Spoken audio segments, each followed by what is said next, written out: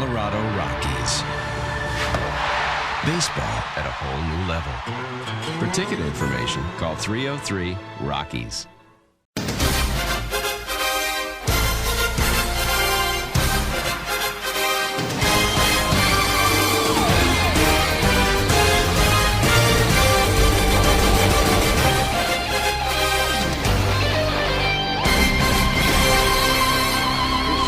Batting order for the former All-Star Matt Williams, brought to you by Southwest Airlines. Find our fares online only at southwest.com.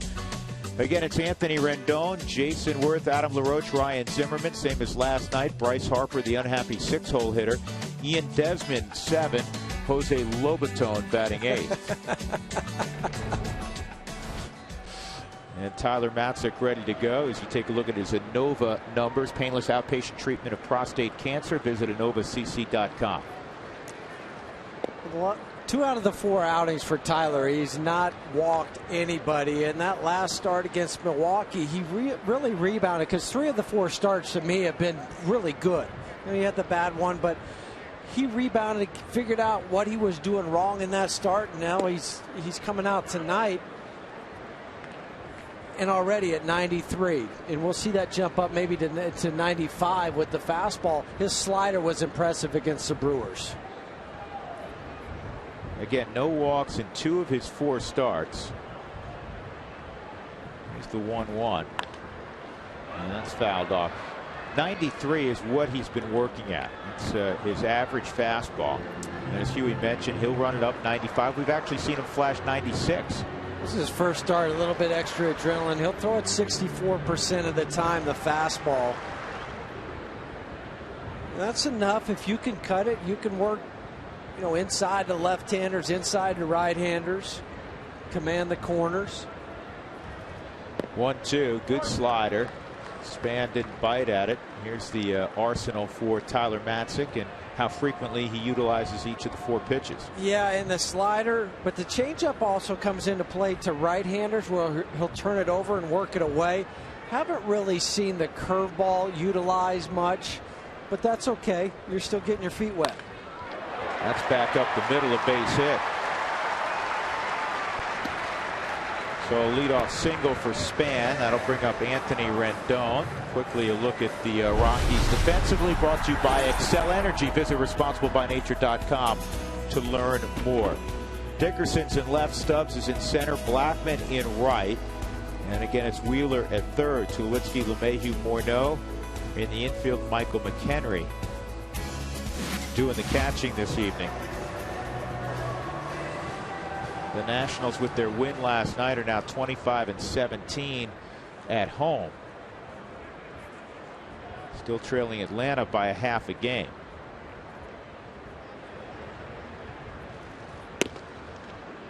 And strike 1 on Rendon. Rockies with the loss yesterday, and San Diego's won 3 in a row. The Rockies are now in 4th in the NL West, 11.5 back.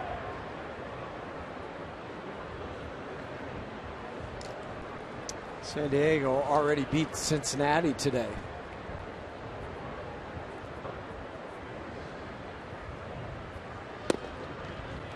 That's inside on Rendon.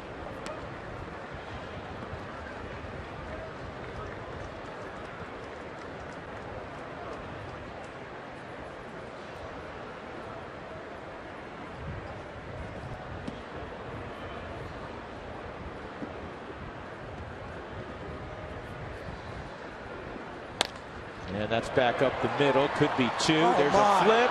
How do you like that? Does not get any prettier than that double play. Glove flip from LeMahieu to the bare hand at Tulowitzki. A little pirouette. You won't see a better 4-6-3 double play this year. No, just go ahead and cue up the highlight reel for a number of years to come. Back up off the mound. DJ with the scoop, the flip, the bare hand to Troy, and then the gun over to first. Man, oh man, folks, that is so pretty to watch. But DJ, that's his only option, was to come out of the glove like that. Yeah, Rendon went from thinking he had a base hit to, ooh, let me get the force, to turn around, go back to the dugout. There are two outs, nobody on.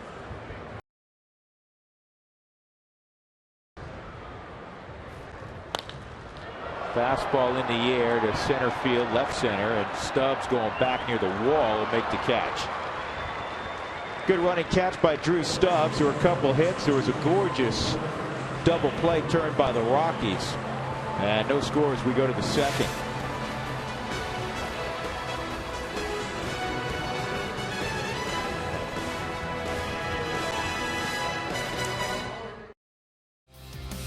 And so this road trip begins in the City of Angels. 4 games here and then 4 down in Phoenix against one of the 2 hottest teams in baseball, the Arizona Diamondbacks. Tonight, the Rockies match up with the Dodgers.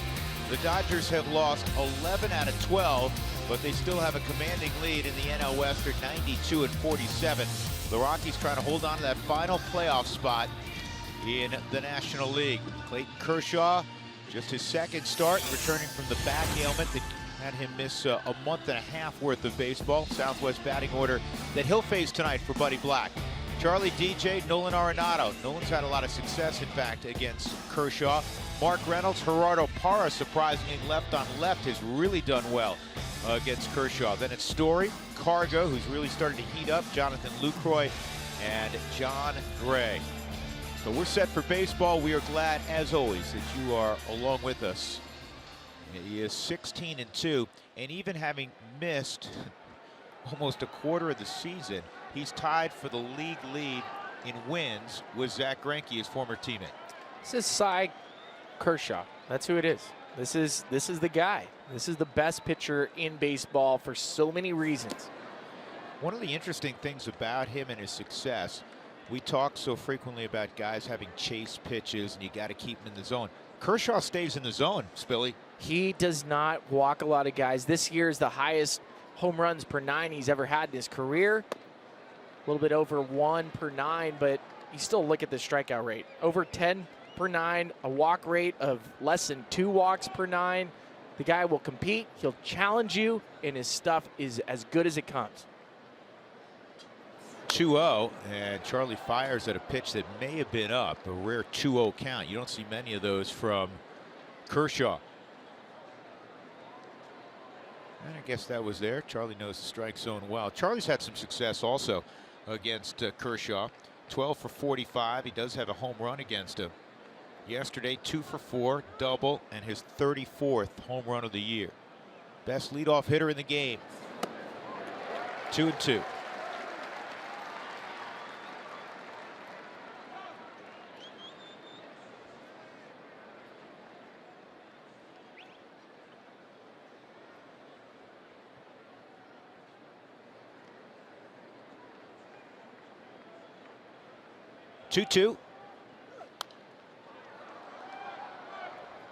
Kershaw, that fastball, curveball, slider combination. The slider's such a devastating pitch, and you faced him. Guys don't pick it up from either side. The numbers are better if you're a left-handed hitter. 245 batting average for lefties on the season, 180 for righties. I've always said I'd rather see a lineup filled with lefties taking on Clayton Kershaw. There's a breaking ball down. It's 3-2. Now people are going to wonder, why would you want to load up on lefties against Clayton Kershaw? Well, Kershaw's best pitch, it's the back foot slider. In fact, this season hitters are hitting 186 against it, but to a righty, that's a swing and miss pitch. To a lefty, they usually take it. Yasmani Grandal is catching him, and he wants a fastball. 3-2.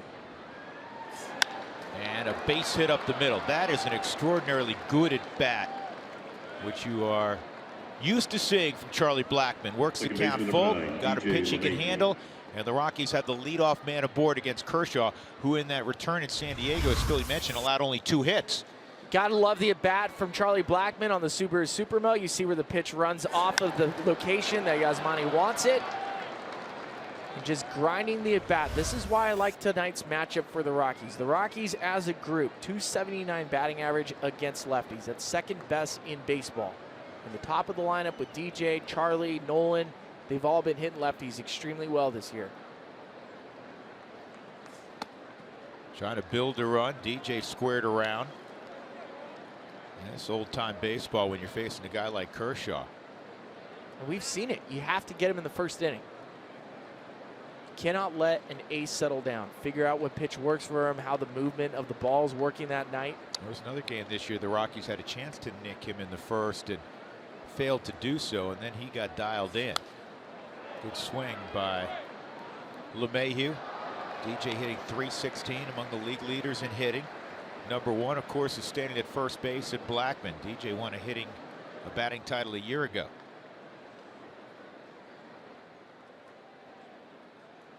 Thing you like when you look up and down the Rockies lineup, they have a lot of guys that have had success against LeMahieu, and it's all relative, but DJ 286 lifetime against Kershaw. Two and one. It's amazing to think that this is the 10th year now for Clayton Kershaw. 142 wins, 62 losses, a 2.34 career ERA. Yeah, it is hard to believe he's been around a decade. 2-2. Lifetime 21-6 against the Rockies in 36 starts.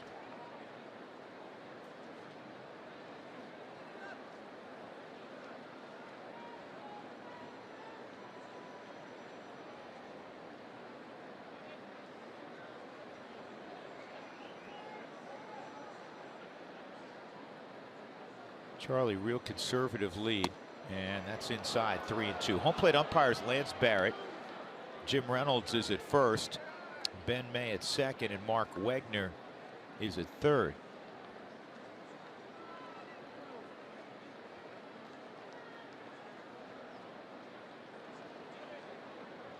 So 2 full counts to begin the evening. Charlie takes off late, and this ball's ripped to left, and Granderson trying to cut it off. It gets by him. Charlie's going to get a late stop sign. Got to get back safe, and in a second is LeMahieu. Stu Cole had a tough decision. The ball, for a moment, got past Granderson and left. So LeMahieu, who rarely pulls the baseball, yanks one to left, and the Rockies in that first frame now have Kershaw on the ropes a bit. And just the guys you want coming up with Nolan and Reynolds and Parr to follow. It's a curveball, and that's why DJ's able to pull it. You saw the spin on the Subaru Super Mode. This is where it became difficult for Stu Cole. He sees the ball kick off, but it doesn't go far enough away, at least visually from third base. It looks like it's going farther away from him, and that's why he was considering sending Charlie Blackman. So here's Nolan, infield back. Co-RBI leader in the league. High drive, deep left field, way back and gone. How do you like that start? 3-0 Colorado. Oh man, you gotta love it. The Southern California kid coming through. It is not often you get to hear Boo Birds when Clayton Kershaw's on the mound in the first inning. Hands on his hip. Throws the fastball, and that's it. He ambushed him. 3-run bomb, Nolan Arenado. His 31st of the year, 115 driven in now. Off the bat, Nolan knew it, and you know what he's trying to do. Nolan's not looking to drive the ball out of the yard. He's trying to put a ball in play to get this run in. Nice, sweet swing. How often in his career has he been 3 hitters in, down 3-0? That may be the first time. The look of shock from Yasmani Grandal to Clayton Kershaw to the fans here at Dodger Stadium. Mark Reynolds, who took him deep earlier this year, takes that pitch for a ball, 1-1. Typical of an LA crowd, and a lot of it's the environment. A lot of folks are in the parking lot or still on the freeways, and they're listening to their radio and they're saying, what?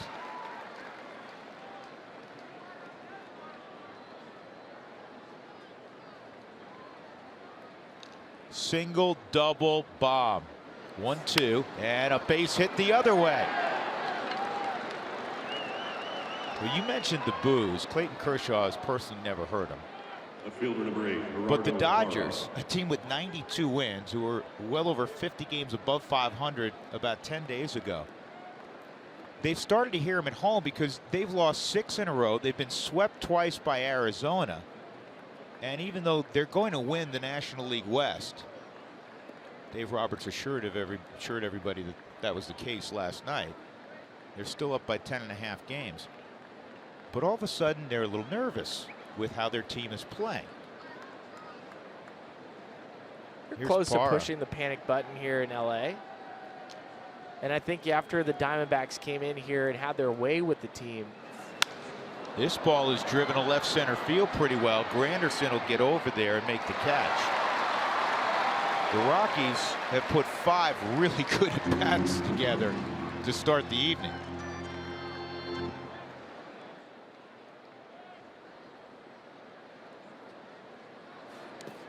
This kicks away, and now Reynolds at scoring position on a wild pitch by Kershaw. The only inning I've seen that rivals this for the Rockies, certainly against Kershaw, was in April when they hit back-to-back home runs against him. You're talking about 5 balls that have been hit very hard. And the Rockies already with a 3-0 lead. Season high for Clayton Kershaw, 6 runs. He gave that up on June the 19th against the Mets. And he got him on a back foot slider. So they're 2 outs, and that'll bring up Cargo.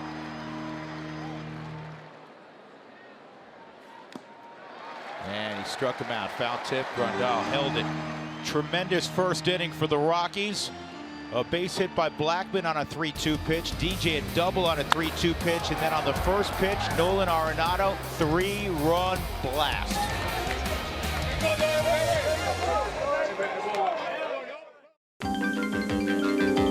Looks like you need to escape. Do I? Today's Chevrolet knows a way. Camaro Berlinetta. Come on in. Take the wheel. Light it up. Get the feel. It's time to escape. Available digital sound system, cockpit instrumentation, and new standard multi-port fuel-injected V6. Camaro Berlinetta. If this is today's Chevrolet, I'm free! Today's Chevy, live today's Chevy, Chevy. Today's sideline report is brought to you by the Honey Smoked Fish Company, a ready-to-eat energizing superfood. You can add any dish that's healthy and delicious. Smart Stout. Drew Frazier, I want to go back to Sunday afternoon. Adam Ottavino gets the win in the Todd Helton game, but there was a lot of defense behind him. He was impressed. Time that I was in, there was the play up the middle that he threw to first, then swung it, then they swung it home, got the out. Then there was the play that I made with the bunt double play. Then there was the bare hand play, and there was a play in the hole that Tulo caught and threw to third. So there was four really good plays in the time I was pitching. So it was pretty awesome to be out there yesterday. Guys, we were talking about that bunt double play with LeMahieu covering. He said that Todd Helton, who came by him, who was covering on the bunt, said to him, catch and throw, catch and throw, catch and throw. And he said he would have hesitated if Todd didn't yell that out. Frazier, have you been in that situation where it's bang, bang like that? Oh, yeah. Absolutely. I mean, it just gets crazy. Not as crazy as the first inning we just watched, huh? It's nuts. You're thinking you got a guy out there that could win the Cy Young. He goes out and throws 30 pitches. He gives up 3 runs on 4 hits. And then you get, Bettis hopefully goes back to that dugout, comes back out. You know what? We're changing this a little bit, boys. And Bettis is a tough guy now. He was a closer at Texas Tech. Watched a lot of those starts in Tulsa. It's a growing process at the big league level. Got an 0-2 count on Uribe right now. Nice block when you don't have to. Notice that? A lot of catchers just backhand that, flip it off. Just deflect it where it doesn't hit them or the umpire. Lane jumped out there and blocked it.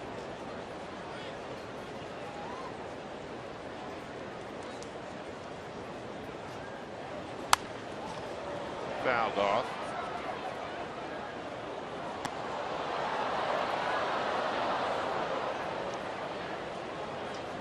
Who wants tacos? Remember, if the Rockies score 7 or more during any game, go to participating Colorado Taco Bell locations the next day between 4 and 6 to get your Rockies taco special.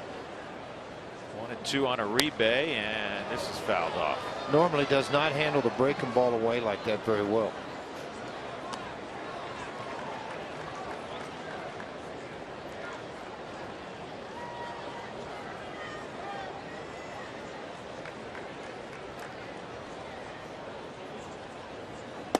Two and 2.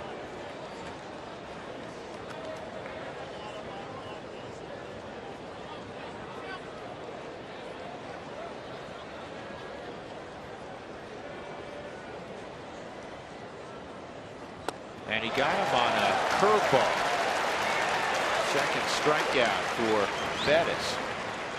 Back-to-back strikeouts for Bettis. He struck out A.J. Ellis, and now Uribe on a very good breaking ball, the same pitch that he struck out A.J. Ellis on.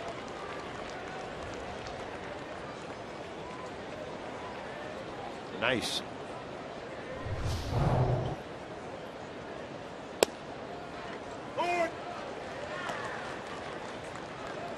Kershaw can handle the bat. Good athlete. Takes a strike.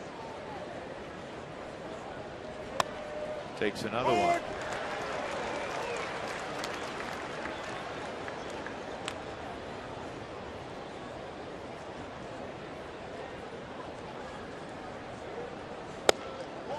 Oh, come on.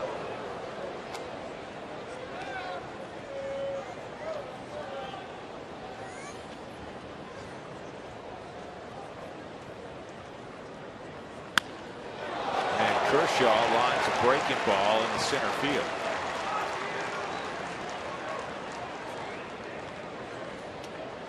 Rockies fans, text Toyota followed by your question to 720-720. We'll get to them in the 5th inning during Toyota Talk.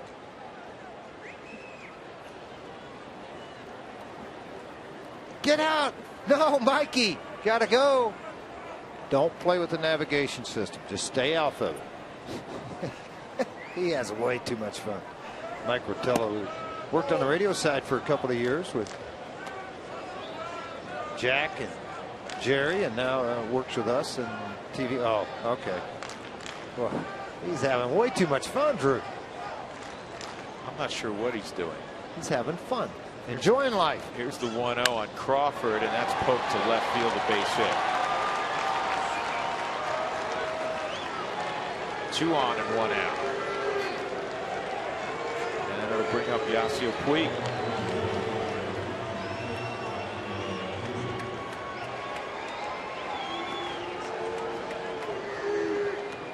Well, since the last time the Rockies played the Dodgers, Puig has continued to do some amazing things, and at times he has been confounding and perplexing, and at one point so frustrating recently that Don Mattingly yanked him out of a game in the 4th inning. He didn't slide, trying to break up 2, and was rather cavalier in catching a couple of fly balls in right field. Skip Schumacher was placed in the game. They had a little meeting afterward, Puig and Don Mattingly, and Puig got the message to the media after the ball game. Donnie said very simply, I thought Schumacher gave us a better chance to win the game. It was handled internally. Yeah. That's the Joe Torre side of Don Mattingly. The Don Mattingly side of playing in New York a number of years and handling the media as a player. All the other media attention he had to handle as a bench coach, hitting coach, and now manager of the Dodgers. It's amazing how he was really dumb in April and May and then got real smart about mid-June, huh? That's exactly what his funny said that. Kiddingly, that's exactly what I said to him this morning. I said, "You're still around?" I said, I thought you were a bad manager. He goes, "I'm still a bad manager." He goes, "But they're keeping me around." His son, Preston Mattingly, a #1 draft pick by the Dodgers prior to him working there, retired and is now playing basketball at Lamar for Bobby Knight's son. Was a, Donnie said, pretty good player in high school. Decided to go back and do it again. He had, and I assume still does, as a young guy, 40+ inch hops, very athletic. Here's the 1-2 on Puig. Bettis tried to bust him in at 95. It's 2-2. pretty interesting. Best batting average since the All-Star break among rookies. And it's 1 and 2. With Arenado and Puig. Oh, what a cat double play! DJ LeMahieu. We were talking about hops. Nice to have 6'4" height and hops. Puig, Rob, double play, get off the field.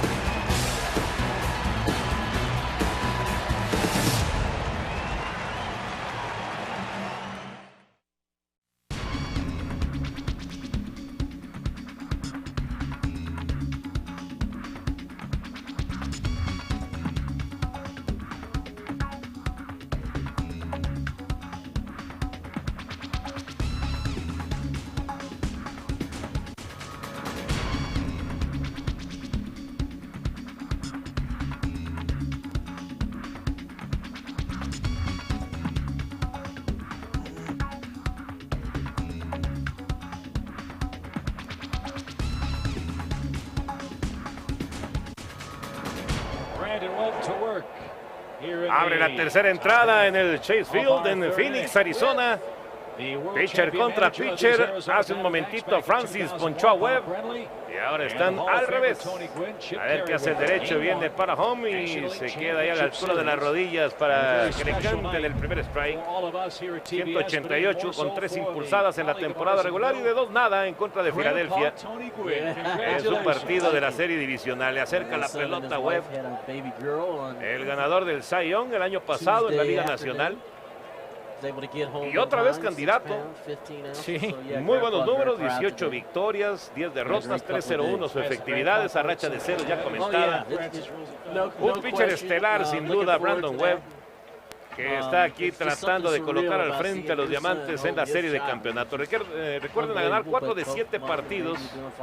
Las series divisionales son a 3 de 5. A partir de aquí, 4 de 7 juegos. Ahí veíamos a Bob Brenly. De short a primera, así se va Francis con el fildeo de Drew. El hermanito menor de JD, Stephen Drew, conectando con Jackson y ya tenemos una.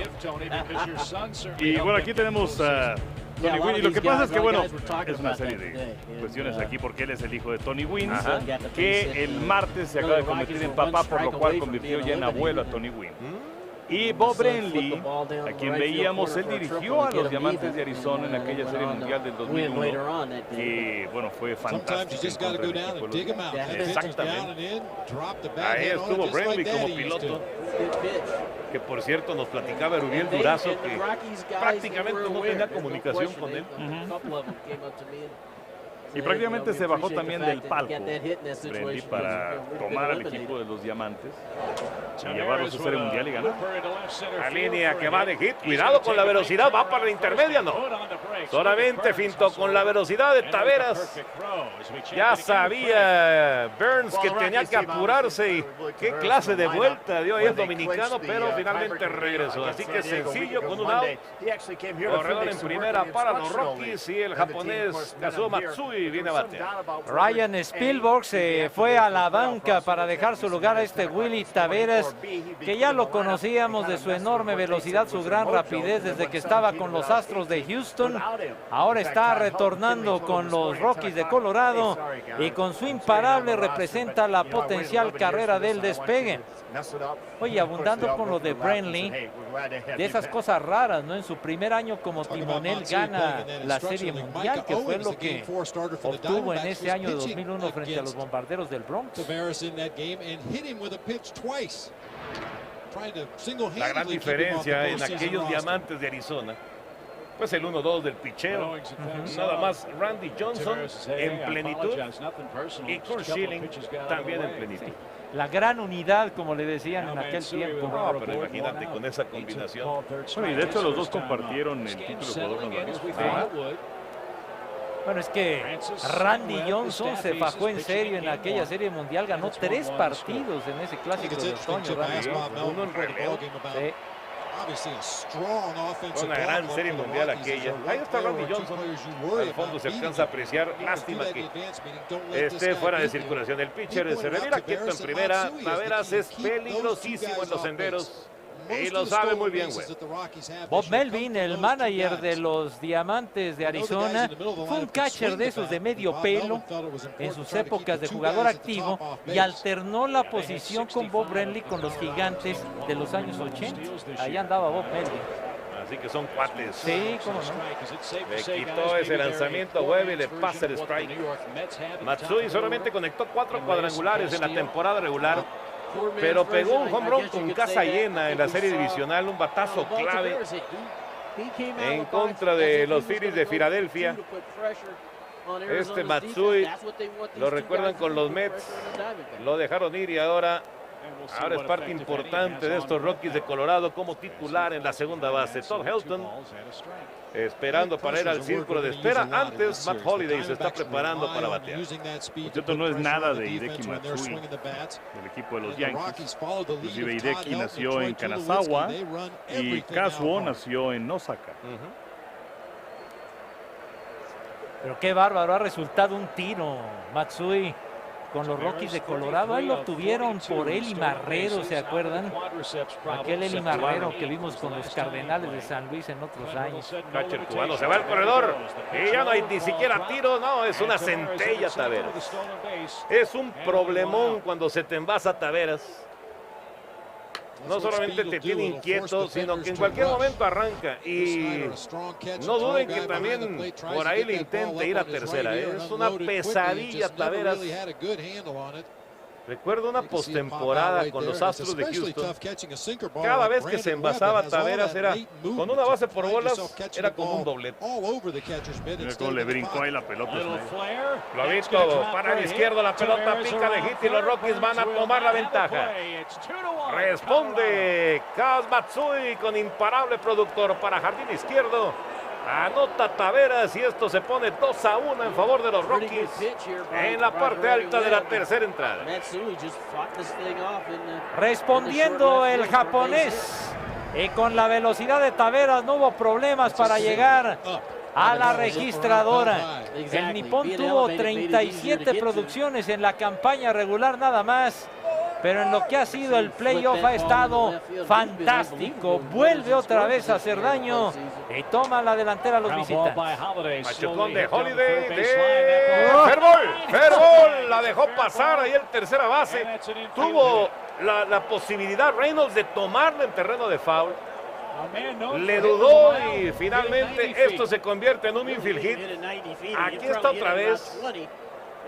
Ahí se va a terreno de foul, pero le dudó. No, es que en realidad nunca se salió, Nunca se salió por completo la pelota y por eso Reynolds aguantó. Y esto es un imparable con mucha suerte para Holliday. No le quedaba de otra. Yo sinceramente pensé que se había equivocado, pero no había nada que hacer. En el momento que la pelota sale, que es un instante nada más, todavía no llegaba Reynolds. Y Holliday consigue este infield hit, el hombre que, yo no sé ustedes qué impresión tengan, pero para mí nunca tocó home en aquella entrada número 13 en contra de los Padres. Mira, no hay una toma que te lo indique con certeza, pero da la impresión de que nunca tocó. Efectivamente. Inclusive el catcher tiene esa reacción, ¿no? Ir a recuperar la pelota para tocarlo y para hacer el out y para que pues siguieran con vida los Padres de San Diego, pero el umpire aguantó, inclusive yo creo que el umpire también estaba ahí dudándole, ¿no? Y al final, así muy tímidamente, pero dijo safe, y los Rockies ganaron el partido de desempate. Yo estoy de acuerdo con ustedes, muchachos, porque Barrett, el catcher, el que estaba con los Cachorros de Chicago, bloqueó perfecto el home. Tenía el spike justamente impidiendo que Holliday tocara. Además, Holliday llegó más bien barriéndose con la cara. Sí. Y sí, no hubo una evidencia clara de que tocara el pentágono. Para mí nunca tocó el home. No, para mí tampoco. Qué partido más dramático ese. Levanta entre izquierda y central, peligroso el batazo, buena carrera en el central, John captura. Y tenemos ya 2 outs en la pizarra. Espléndido trabajo por parte de Young. Lucía para extra base de Helton. Y viene Atkins a batear. Qué bonita pincelada la defensiva nos acaba de regalar Kershaw. El novato a caballo casi cruzando la frontera del jardín izquierdo. Apagó ese cuetón y evitó un daño terrible a los Diamantes, tomando en consideración que Matsui y Holliday están en los senderos. Crece ese lance fantástico de Kershaw y ahora Garrett Atkins es el hombre que bate. Aquí viene el tercera base de los Rockies. 25 home runs y 111 producidas. Vaya temporada que tuvo Atkins. Sigue la amenaza para Webb. Viene a home, esquina de afuera. No le gusta a McClellan, el umpire principal, la primera bola. Mañana vamos a tener el arranque de la serie de campeonato de la Americana. Poquito después de las 6, por ahí de las 6:05 de la tarde. Esperemos. Mañana sí entramos en punto, ¿no? Esperemos. 6 de la tarde con 5 minutos estaremos arrancando con la serie de campeonato de la Liga Americana. Medias Rojas de Boston con Josh Beckett recibiendo a la tribu de los Indios de Cleveland con CC Sabathia. Es un gran duelo de picheo para mañana. No, promete ser un partidazo. Y Schilling está puesto para el número 2 por los Medias Rojas. Ya lo cambiaron con Matsusaka. Ligeramente abajo el disparo. 2 bolas y un strike. La cuenta para Atkins con Brad Hope esperando turno. A Schilling lo adelantaron porque va a enfrentar a Fausto Carmona, que está convertido en un pitcherazo. Así que mañana entonces Beckett en contra de Sabathia. 6:05 de la tarde la transmisión. La pelota pasa y esto es un wild pitch que avanza a los corredores. A la antesala Matsui, a la intermedia Holliday. Y la cuenta para Atkins en 3 bolas y un strike. Estamos viendo un Brandon Webb pero muy distinto al de temporada regular, inclusive al de la serie divisional. No se ve sólido. Está titubeando en este primer tercio del partido. Frente a los Cachorros en el primer partido de la serie divisional se vio de maravilla. Brandon Webb, 7 entradas, 4 hits, 9 ponches y le hicieron una carrera. O sea que estuvo extraordinario en la lomita aquel día. Y caminó finalmente Atkins. Con la primera base desocupada, no le quiso pasar nada bueno aquí a Garrett Atkins. Y ahora va a tener que enfrentar a Brad Hope, el jardinero derecho. Otra vez los Rockies tienen la casa llena. Ahora con 2 outs en la pizarra. Hope recibió pasaporte en el segundo inning. Va por su primer turno oficial. Sí, pero la ocasión anterior que tuvieron la casa llena hicieron una sola carrera. Y este partido es fundamental para los Rockies porque están como visitantes, están frente al puntal del picheo de los Diamantes de Arizona. Así que tienen que aprovechar estas situaciones. Sí, lo sabe muy bien Kim Hartle. Estos momentos en que tienes gente en base, sobre todo hombres en posición de anotar. Contra un pitcher de la categoría de Brandon Webb los tienes que aprovechar. Y es que además de irse adelante en la serie, lo que platicaba Enrique sería una victoria de inspiración para los Rockies. Y además, lo peor que te puede pasar es ir a casa con la serie empatada a 1 y ya le pegaste a su número 1 del pitcher. Responde Hope, batazo de hit para jardín derecho, anota Matsui. Holliday también anota. Otras 2 para los Rockies. Responde Brad Hope con imparable productor para jardín derecho y esto está ya 4-1 en favor de Colorado en la parte alta de la tercera entrada. Aquí están los nuevos cañoneros de la calle Blake. Una curva que se fue colgando y la levanta perfecto Brad Hope. Nada que hacer para Ogi Ojeda. Y tanto Matsui como Holliday llegaron a la registradora para que los Rockies aumenten la ventaja y estén 4-1 y que tengamos una plática en el centro del diamante. Está caminando en el alambre Brandon Webb, que con ese triunfo que ya se ha comentado, que sirvió para darle ya el pase a los playoffs a los Diamantes, la victoria sobre los Rockies de Colorado. pues además fue muy significativa porque en ese momento los Rockies tenían una racha de 11 victorias de manera consecutiva, o sea, les interrumpió esa cadena, aunque luego inició otra para los Rockies de Colorado. El día de mañana se estará realizando el segundo partido de este compromiso, pero por lo pronto la gente cayó en la tribuna con este rally de los Rockies. Y todavía quieren más los Rockies. Viene Tulowitzki, el novato sensación, este parador en corto, que ha batallado a la ofensiva en la postemporada, solamente un par de hits, pero que estuvo muy sólido en la campaña regular. Una curva enorme de Webb y ya lo puso en el hoyo en 0 bolas y 2 strikes.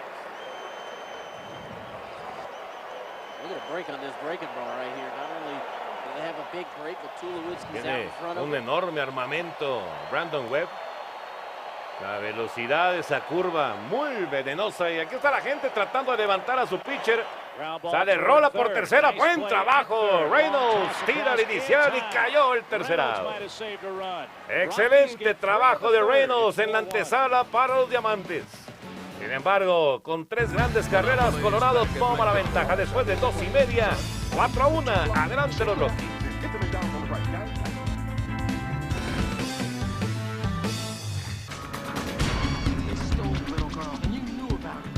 Aquí tenemos a Kazuo Matsui con este batazo a la banda contraria. Willy Taveras, rapidísimo, muy veloz, anota la carrera del despegue para el equipo visitante, pero todavía faltaba más. Esa curvita que se colgó, la revienta Brad Hope para que vinieran al plato tanto Matsui como Matt Holliday y se conformara el racimo de 3 anotaciones para que los Rockies de Colorado. You and I, we like that. We like that stuff. So the top of the order coming up.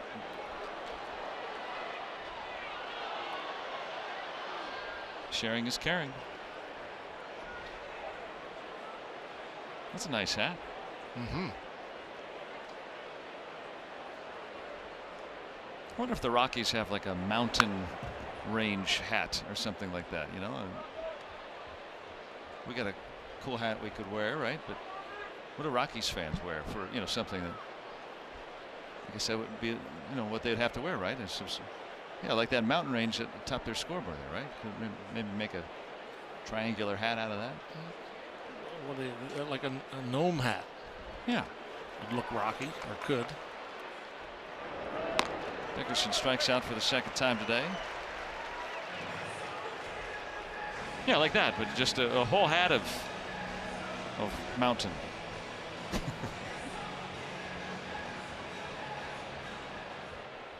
Yeah, I don't know what I'm doing.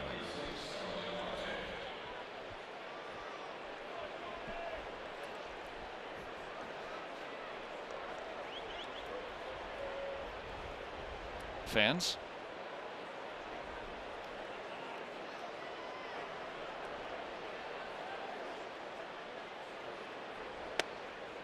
Marte down a strike. Well, Marquez, you know, look at one part in the box score. Okay, 7 strikeouts. He's given up 8 hits. Yeah.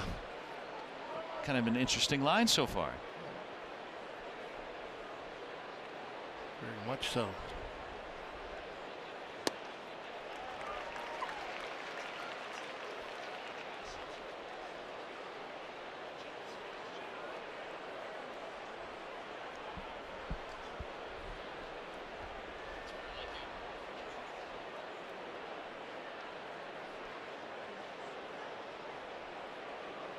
Not the slider, the curveball. That's 8 strikeouts for Marquez.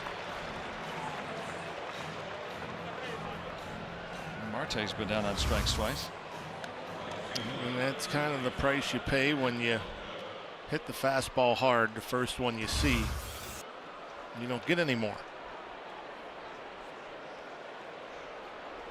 Marquez has been able to get a lot of swings and misses on the breaking stuff today,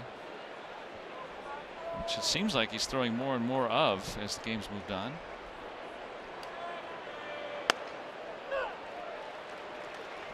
Well, the fastball gets hit at a 310 clip. The slider to 218 clip. The curveball to 177 clip. So obviously he's been hurt much more off the fastball. Well, we got two pitchers today that are throwing more breaking stuff than fastballs. Looking at the StatCast, it says between the curve and the slider, more of those than fastballs for Marquez so far today. And he'll throw another. He strikes out the side. Marquez with 9 Ks, but the Pirates have the lead.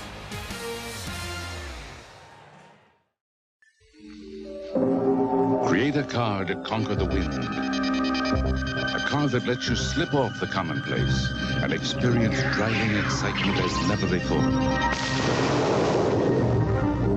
The Pontiac Firebird Trans Am. Sit here and learn firsthand how Firebird conquers the wind and the world. Pontiac, we build excitement. 1-0 Braves, bottom half of the 4th inning. Dante Bichette leads it off against Greg Maddux. Here's his comment on Greg. Throws everything for strikes. I mean, he paints corners with everything he's got, and he's very competitive. Great movement on his pitches. No doubt he's one of the best of all time. And on his first pitch to Dante Bichette here, he gets a ground ball to short. As he throws out Bichette, one ground ball to fourth.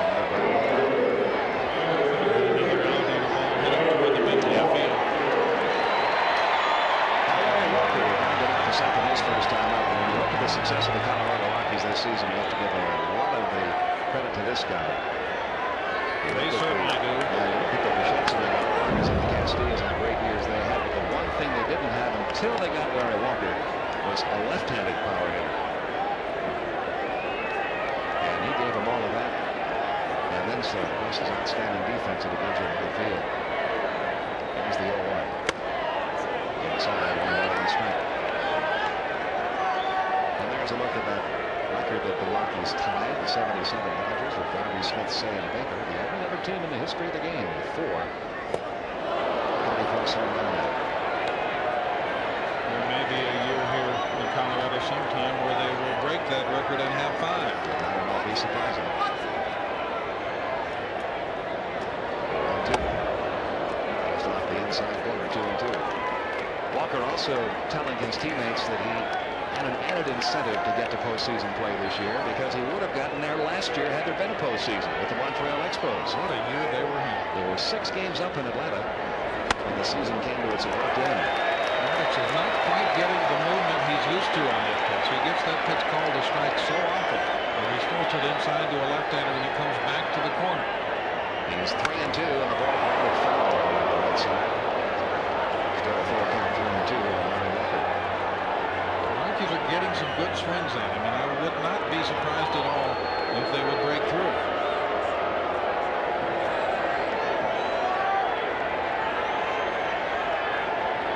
Again, the 3-2 on the way to Walker. Just missed. That's the first walk of the game issued by Greg Maddux. And only the 24th all year. A lot of guys do that in a month. Very true.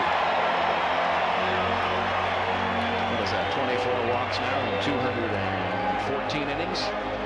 Had 181 strikeouts to go with him. They tell you 3-to-1 is a good ratio. How about 8-to-1? Here's Andres Galarraga. He grounded out to the shortstop his first time up. Along with first one out.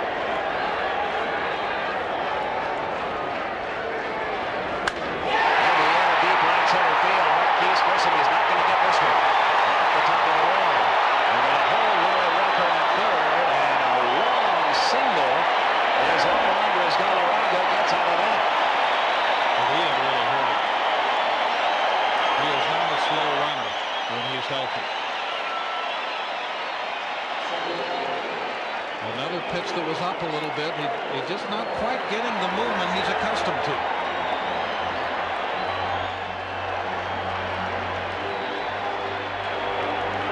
They're at first and third with 1 out. And Ellis Burke Marks, who has been the toughest Colorado hitter against Atlanta all year, and had a base hit his first time up in this one. There's the batter here. First and third, one down. In the air, right center field. Justice. In under it. He's got it. Walker's going to try. Here comes the throw by Justice. It's off the bat, and we are tied. Dennis Brooks drives in the tying run with a sacrifice fly to right. It's 1-1. This is the first time that the presence of this Rockies crowd has really been felt.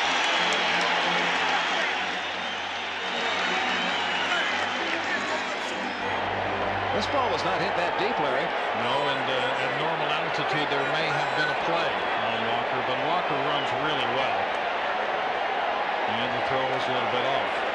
Vinny Castilla hit into a 4-6-3 double play his first time up. Galarraga at first with 2 men out, and the game tied 1-1.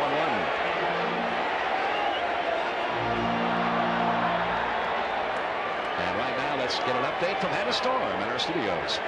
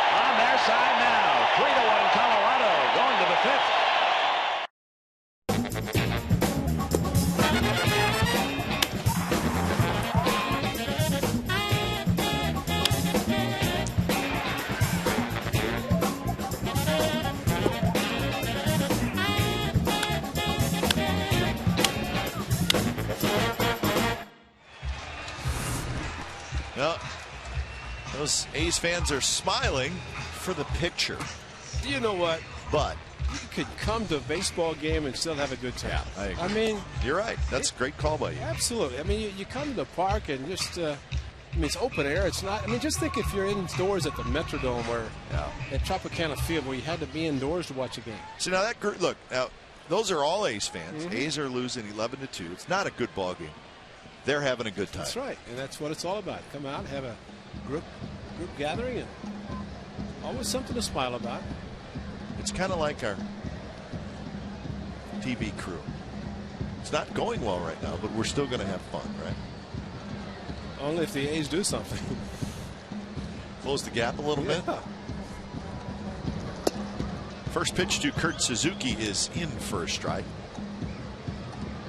One thing Jorge De La Rosa knows, his main objective now is to throw strikes. And he's done it. He's thrown 76 pitches, 77 now.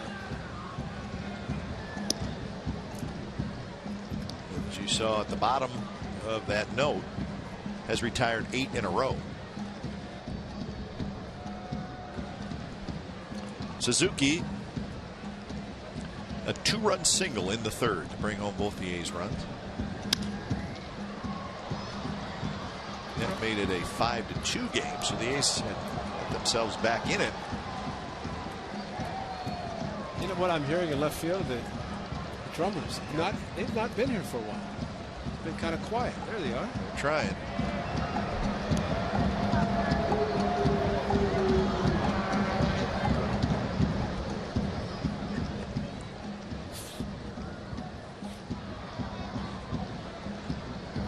It was great today. Great driving in is a lot of people tailgating. People at the ballpark very early today. Of course, nice hot day. But people were setting it up. And just It think, had a good smell to it. yeah, a few years ago, Troy Tulowitzki was out there. He was tailgating, playing catch, and saying, "I want to be a big league player." So the guys come in to the F lot, get ready for the game to start, and there's Troy Tulowitzki out in the parking lot. You think from Southern Hill? You think when he pulls into this parking lot, whether he's on the team bus or you think some memories come back Absolutely. for him? Boy, oh boy. Where it all started. I mean, great for him to be in a location where close to both San Francisco and Oakland to watch baseball all summer. I was going to say he probably saw the schedule and said, all right, we go to Oakland. Yeah. And he's in the Bay Area 3 times to play the Giants. But he said he didn't like the Giants. No. No. And then he's with the right team. That's right. He's an A's fan the whole way, except now with the Rockies. 1-1 the count to Matt Holliday, the former Rocky. Said he likes World Championship trophies. And almost got one in 07. Look at that glove. That glove's been around. I bet that's his gamer from day one. Look at that. That's just like an extension of his hand. That's a gamer. Wow. Could you imagine if you like pick it up and put it on your hand? You'd be like, oh, no way, no way. Don't even. It's just like that's a big no-no. Surgeon and the scalpels. Yeah. Don't even think about it. No, that's his livelihood right there. That looks like the one I had when I was a kid. Yeah, that's a long time ago. Look at the spread on the fingers. You know what? It's all about him and his hand and its comfort level and fielding ground balls. That's the small second base glove. You want it to be very small if you're playing second. Turn the double play. One of Rawlings, one of Mizuno. Yeah.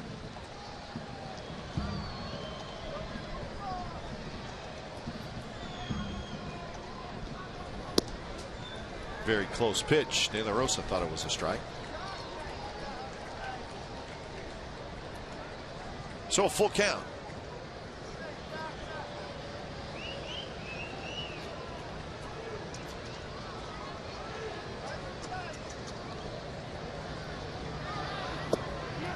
And Holliday checks his swing. He did not go. So it's a 1-out walk. And someone from the dugout could be saying, challenge somebody. You got a 9-run lead. You're throwing a changeup 3-2. But that's pitching. I'm sure Jim Tracy, who's asked Todd Helton to play behind Holliday. Not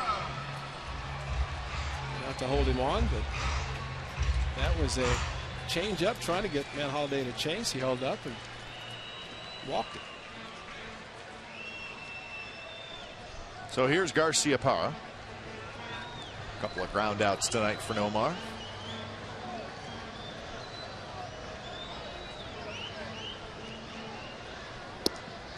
Outside corner strike. That was pitch 88 for De La Rosa.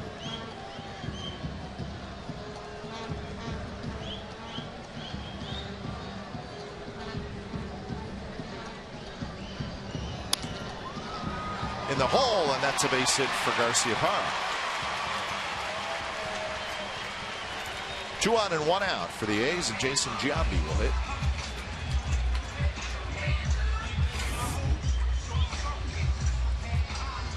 Yeah, the no stride by Garcia Parra. Good effort by Tulowitzki.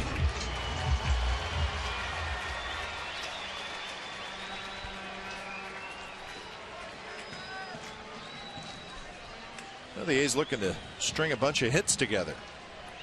They're going to walk and a hit here in the 6th with 1 out.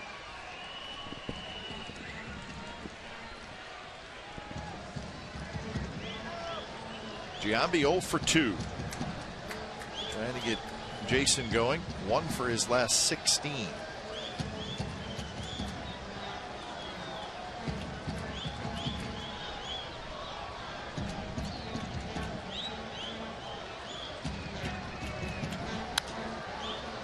Talked before about sometimes players look closely at the calendar, and when a new month comes, they take that serious. They think that that is going to be the difference, especially if they're having a tough month, and Jason Giambi hitting just 164 in the month of June. So he's looking forward to July.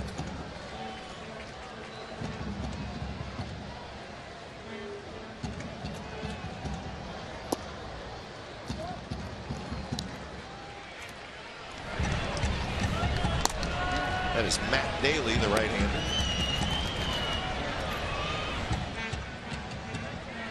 A lot of pitches for De La Rosa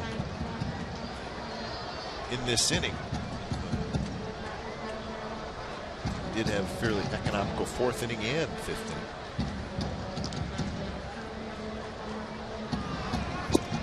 There's the hard slider. Be a tough pitch for a left-handed hitter to lay off.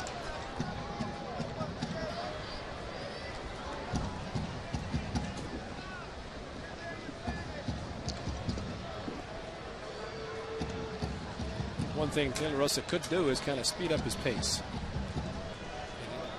You get a lead, you almost would just stand on the mound and get the ball and go as quickly as possible.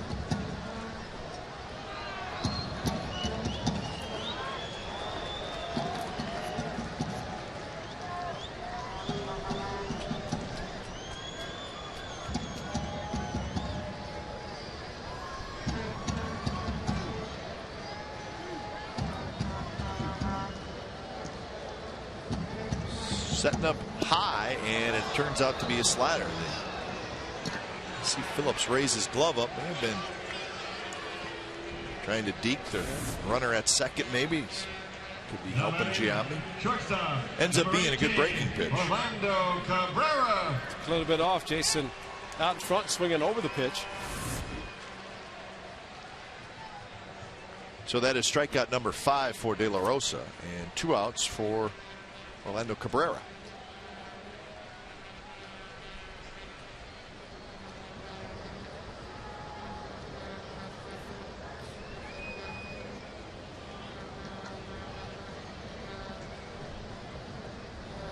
Cabrera swing and a miss.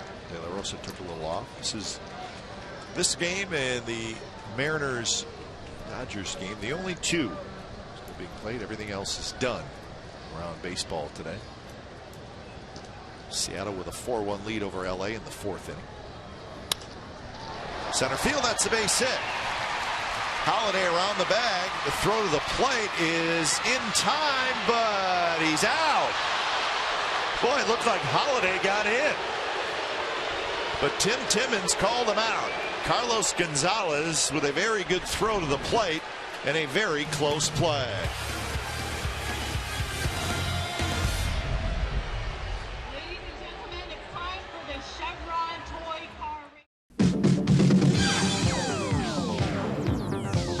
Datsun offers Black Gold.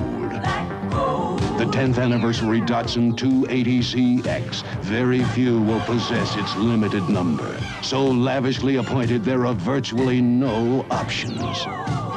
The 10th anniversary 280CX is Datsun, driven to the ultimate.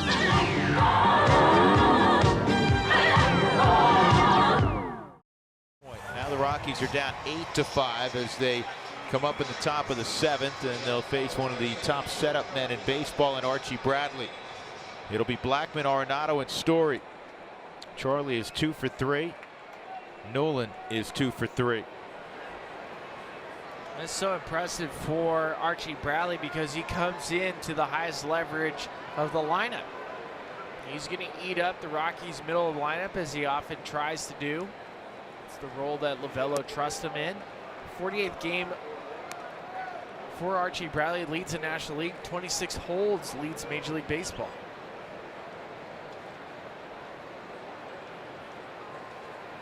(2-0). Charlie 2 sharp singles tonight. Blackman's 3 for 8 against Bradley. Nolan 5 for 17, including a home run. Off the plate, 3-0.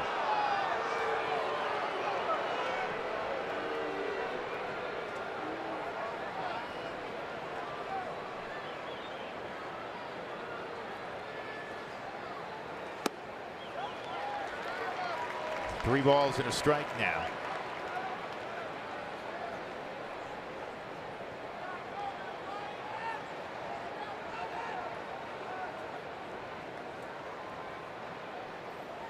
That's low. Good eye, and Charlie with a leadoff walk against Bradley as he snaps the baseball with his glove. Third baseman, Nolan Arenado.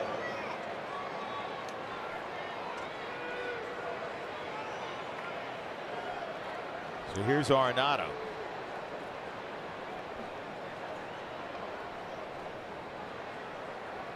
Rockies have played wonderful baseball of late, all against top flight teams. Blackman dives back in, and they'll need to continue that because their next 15 games are all against teams above 500. In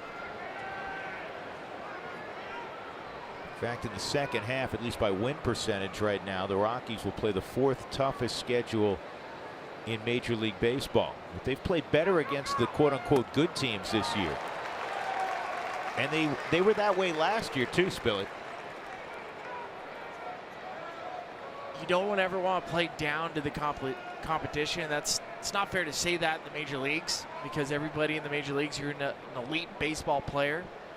But for whatever reason, they match up very well against good ball clubs.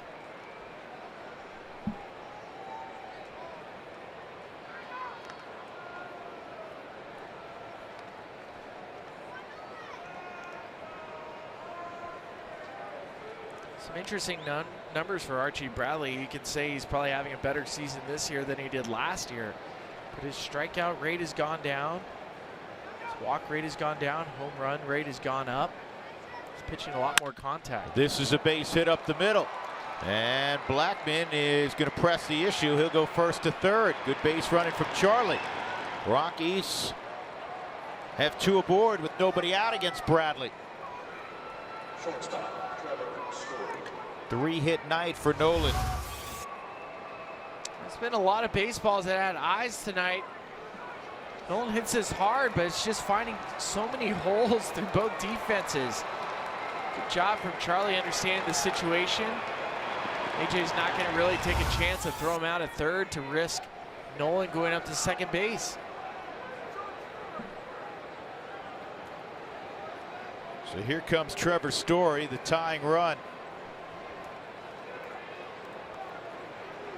Trevor single, a walk, and a strikeout. 20 home runs, 68 driven in. It has been a remarkable first half for Trevor Story on both sides of the ball. How about this? 52 extra base hits. National League all-time extra base hits by a shortstop. Trevor's #1 and a 3rd highest RBI total in National League history by a primary shortstop. The only guy to drive in more in the first half, Ernie Banks, twice. And Nolan fooled there. It's 0-2. And down by 3, even up by 3, doesn't matter. Trevor wants to get the ball in play here. Cannot have empty at bats. Got Cargo on deck.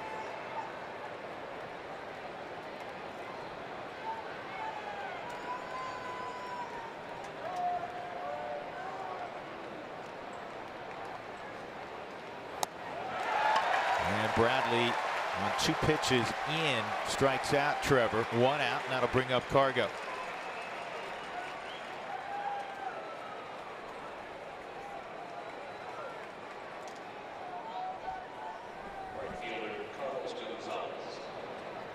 You got to find a way, if you're the Rockies, to score at least a run. Trevor had good numbers, 4 for 9 against Bradley. Cargo's got solid numbers against Bradley. He's 4 for 11.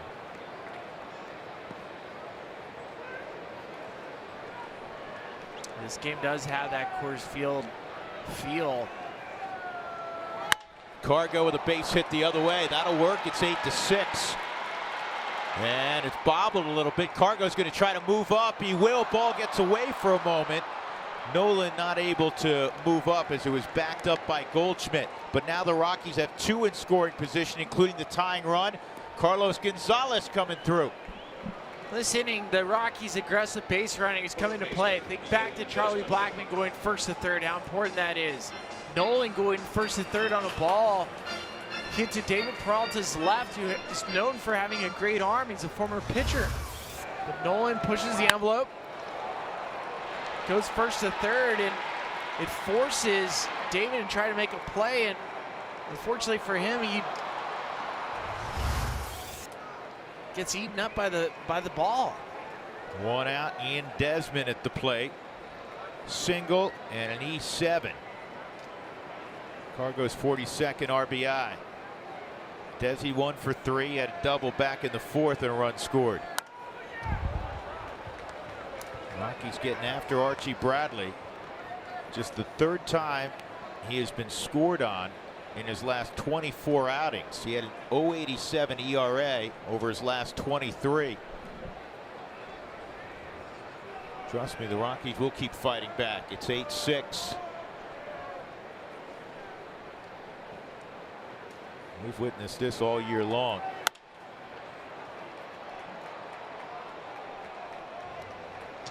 Well, it looks like Archie wants to get right underneath Ian Desmond with the fastball like he did to Trevor Story. Yeah, he's pounding righties in.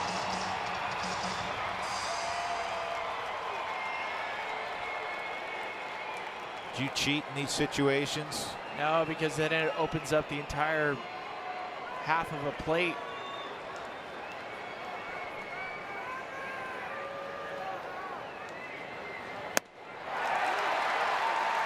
Two gone. Cuevas is scheduled, but they're going to call on Parra here, I would think. And Buddy Black is sending up Gerardo Parra.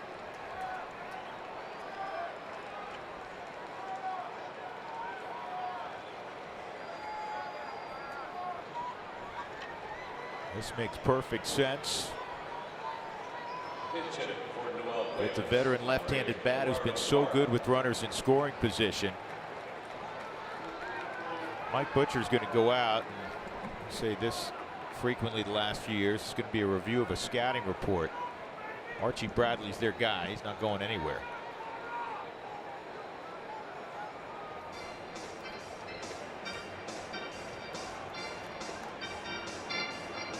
All University of Wyoming fans are invited to watch Rockies and Dodgers August 11th. Buy the Wyoming ticket package to get a limited edition hat.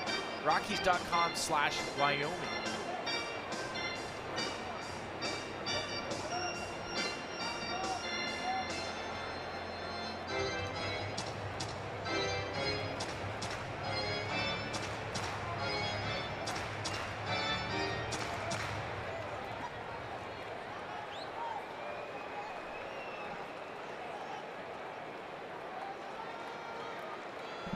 Parra 2 for 8 against Bradley.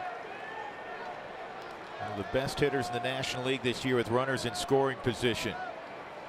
And overall 342 against right-handers this year. 2 outs, 2 in scoring position. Rockies down by 2. On the outside corner for a strike.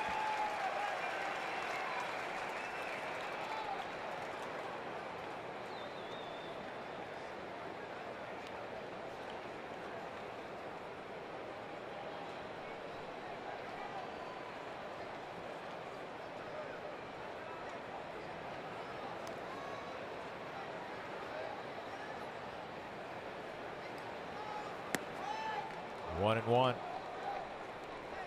That borderline pitch went Gerardo's way. Take that, especially as a pinch hitter. You don't want to fall quickly behind 2 strikes. Gerardo 4 for 12 on the season as a pinch hitter with 4 RBIs.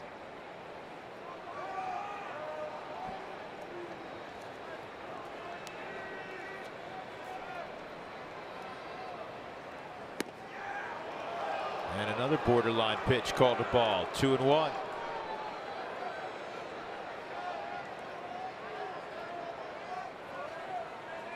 Well, that is swung in Gerardo's favor.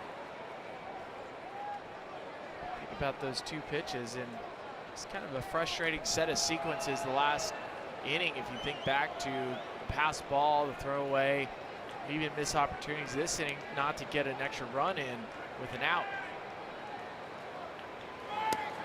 3 and 1. Tony Wolters on deck.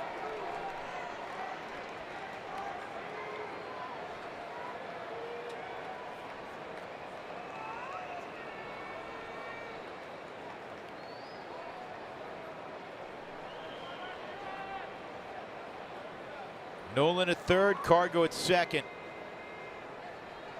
8-6 Arizona, top of 7.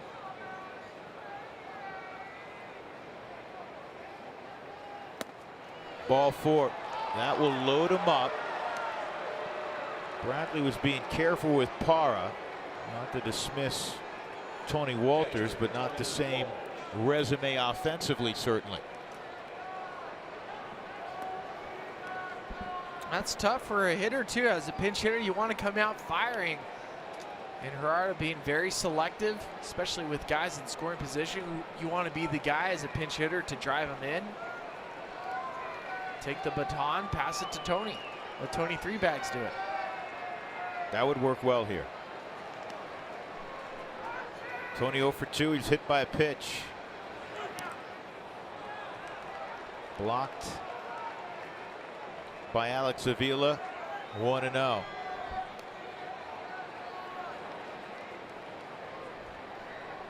Rockies putting heat on Bradley. They've already scored a run. 2 walks, 2 singles in the inning.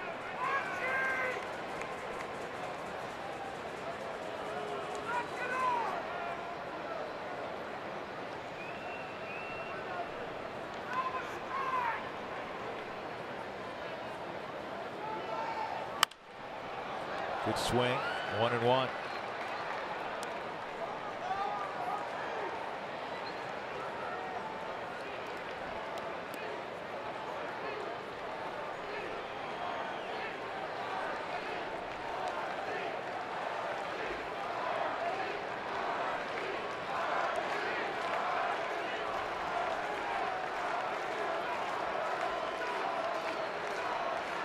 Ball and a strike. 2-1. Rockies in the month of July have been the most productive offensive team in baseball. They've gone on this stretch because ERA-wise, they had the top ERA in Major League Baseball also, but the Rockies averaging a little more than 6 runs a game. They need more than that tonight. Bases loaded, 2 outs. Here's the 2-1. 3-1. As they say, Spill, you put it in a little box, don't you? You can be aggressive here. You get 2 swings. That's the way you got to look at it. Archie's not a guy that walks a lot of people. I mean, if you want to go putting it in a box, it's fine. But I love having guys aggressive by nature. If it's not in a zone that you can handle, you can take. But you have to keep in your mind that you're ready to fire. 3-1. He was. It's fouled off. 3-2. As Tony reaches, Tapia is going to pinch hit next. Oberg due up.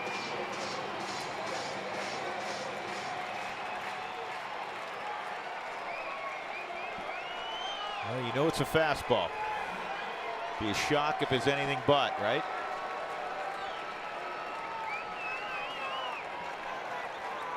Three-two, missed. Ball 4. Wow. 8-7. Wolters walks. The Rockies are within a run, and Tapia will get the next AB. Wow, that is a shock. What a great at bat from Tony Wolters. Number 15, Tapia. Well, everybody gets tacos tomorrow. I know everybody wants a win. That's most important. But do not forget to go to your participating Taco Bell location tomorrow between 4 and 6 to get your Rockies taco special. Live Moss at Taco Bell. Now a great opportunity for Raimel Tapia. Well, Tapia is not afraid to swing.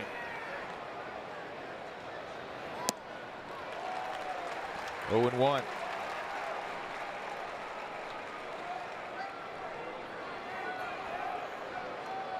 Cargo at third, Parra at second, Tony at first.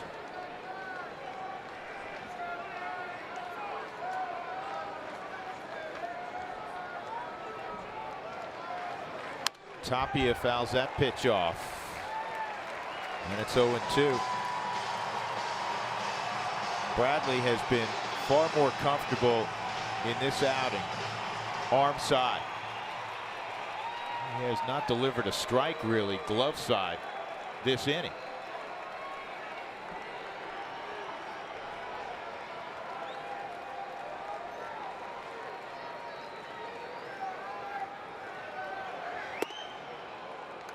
One and two.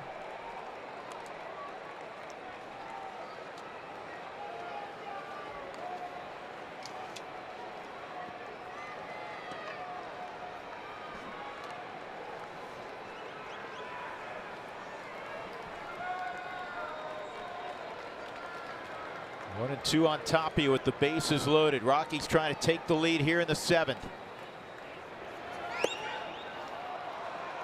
2-2.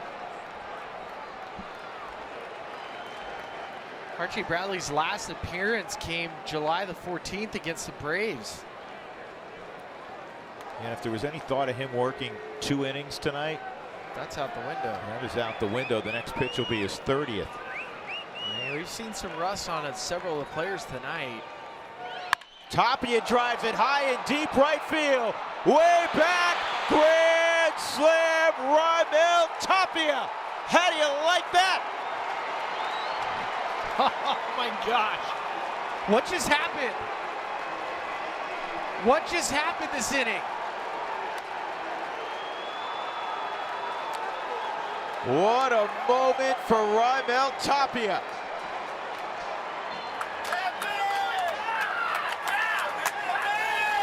Oh my God, what an inning for the Rockies. Against a guy you would not expect to see 6 runs tagged to Archie Bradley. He knew he got it. The Rockies began the inning down 3. Now they're up 3.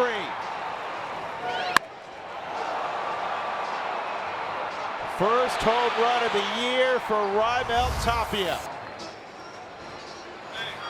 Rockies up 11-8.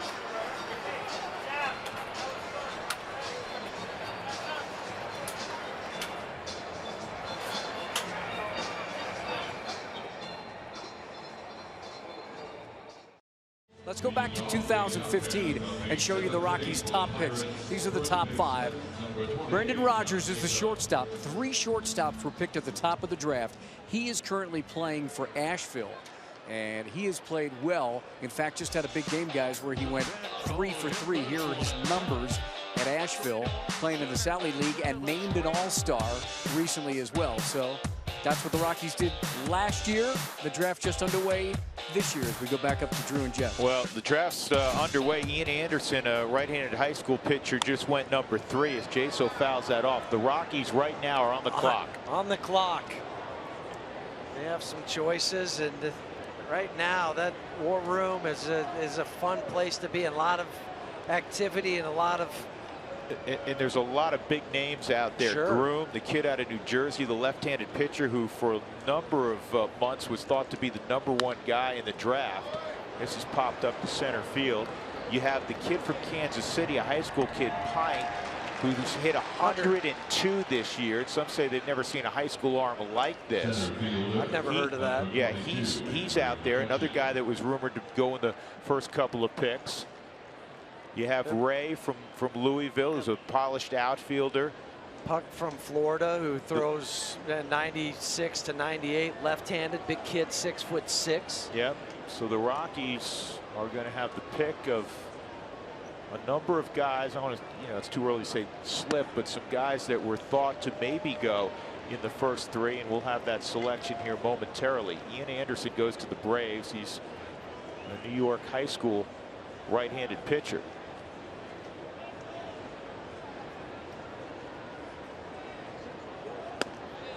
McCutchen takes a strike. It's 1-1.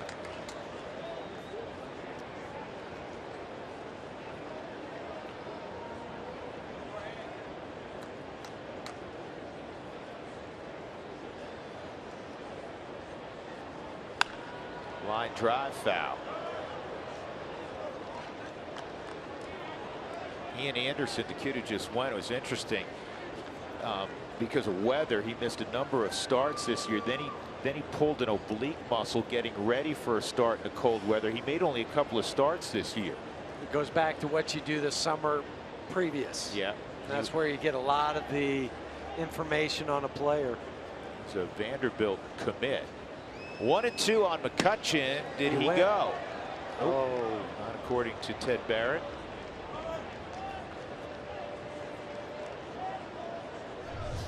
Ted, one of the most well-respected umpires in the game, and I would agree with Ted there. He didn't look like he swung.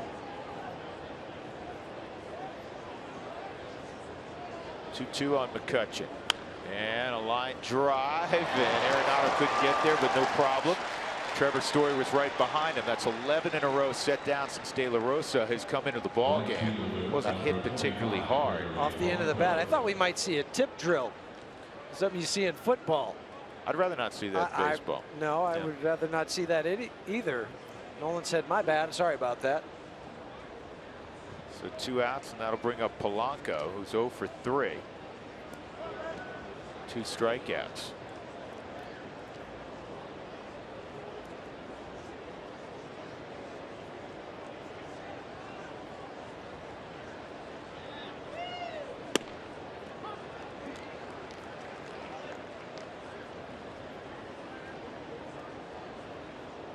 Oh, and 1 on Polanco.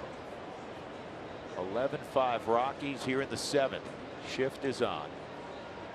And right into the shift, 2 hops, and DJ called him off. Man, Polanco could fly. Did get him. What a job by De La Rosa. Say that about 8 times. All 12 hitters he's faced, he's retired. Everyone asks, Corinthian leather? Of course, why not the best? It's the same with our new Chrysler New Yorker. It gives you everything. Powerful V6, anti-lock brakes, front-wheel drive, rich leather, 770 protection plan. And Chrysler's exclusive Crystal Key program, complete car coverage with owner care that's even better than Rolls-Royce or Mercedes. Chrysler New Yorker gives you the one thing you always wanted in a luxury car. Everything. 6 outs to work with. Fans, the first 10,000 of you through the gates on Sunday, August 23rd, will receive a Jorge De La Rosa bobblehead. Get your tickets to this game against the New York Mets today so you don't miss out on the Jorge bobblehead. Sunday, August 23rd against the Mets. New pitcher for the Washington Nationals as we head in here to the top of the 8th inning. Former closer, with the addition of Jonathan Papelbon's been pushed back to a setup role. Drew Storen has 29 saves on the season, a couple holds. Just makes this bullpen even that much more impressive when you can slide somebody like that back to the 8th inning. 0.77 batting average against for the right-handed hitters against Drew. They have loaded up that bullpen. So Storen now in the 8th inning. Kyle Parker at the plate. Nationals up 4-1. First pitch is a broken bat pop-up that ran in on the knuckles. 1 pitch, 1 out. So here's a comparison. Papelbon has the distinction of being the all-time saves leader for 2 clubs, Philadelphia and Boston. He's 19 of 19 this year. Most of that work obviously in a Phillies uniform. Drew Storen was 29 of 31. It's not like they had an issue. They were just getting better by acquiring Papelbon. And Papelbon said the only ways he would wave and go somewhere is if he could close. He didn't want to be the 8th inning guy, so Drew Storen said, I'll do what's best for the club. I'll go ahead. If you get him, I'll go back and be that setup guy. 1-0 on Daniel Descalso, pinch hitting here in the 9th spot in the order. 1 out in the 8th inning. Storen's out of Indiana. He was drafted in the 34th round by the Yankees out of high school. Turned them down to attend Stanford. Twice an all Pac-10 player. He was a little older, so he went after his sophomore year. You can do that at a 4-year school if you turn 21 after your junior year or your 21st birthday. So he was eligible to go in the draft, and he was a first-round pick of the Nationals. Look at that slide. 1-2. He became the 23rd at the time, in 2009, the 23rd first-round pick out of Stanford all time. And many of those guys have been pitchers. Mike Mussina. The Rockies had a couple of high picks from Stanford. Greg Reynolds unfortunately didn't work out. He was the second pick in the draft. Jason Young going back several years. JY was out of Stanford. Great program. You're going to get a pretty good education also. Yes, you will. Jack McDowell. Yeah, Blackjack McDowell. McDowell. 2-2 on Descalso inside.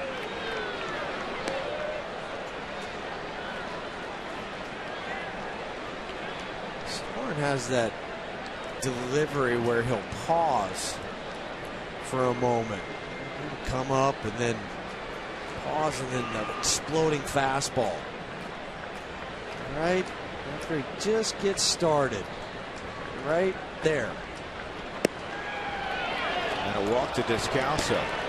That seems to be taught more and more as a reminder. De La Rosa does it as a reminder to stay over the rubber. Stay back.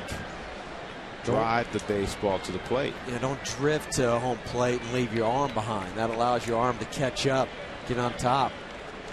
Now, Zimmerman didn't walk anybody in 6 2/3. He gave up a run on 4 hits.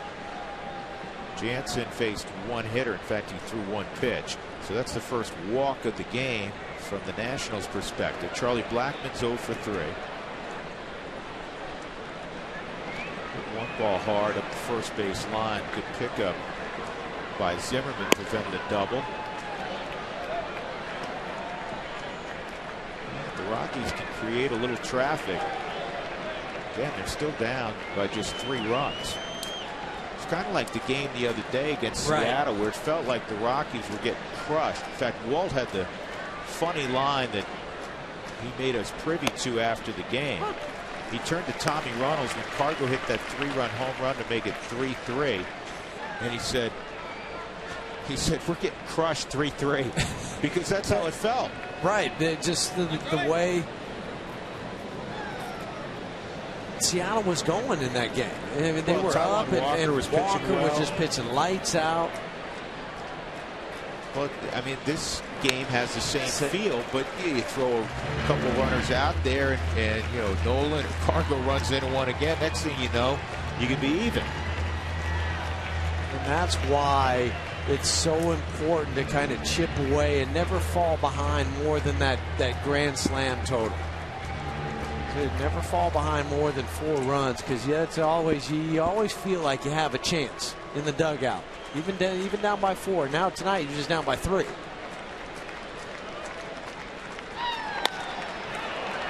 This is in the air to center field. Taylor out there. 2 outs. Jose Reyes, 2 ground balls to second, and a pop to short will be next for the Rockies.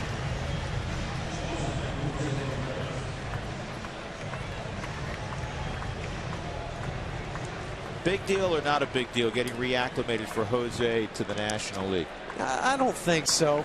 Not for somebody that has 13 years of pro ball. You've been to these ballparks before. I think that's the key. Played in this division obviously for a long time. And you're 3 for 6 against Drew Storn in your career.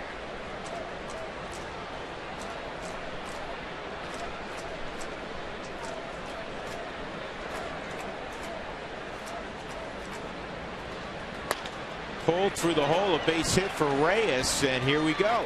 The Rockies will get the tying run to the plate in Arenado.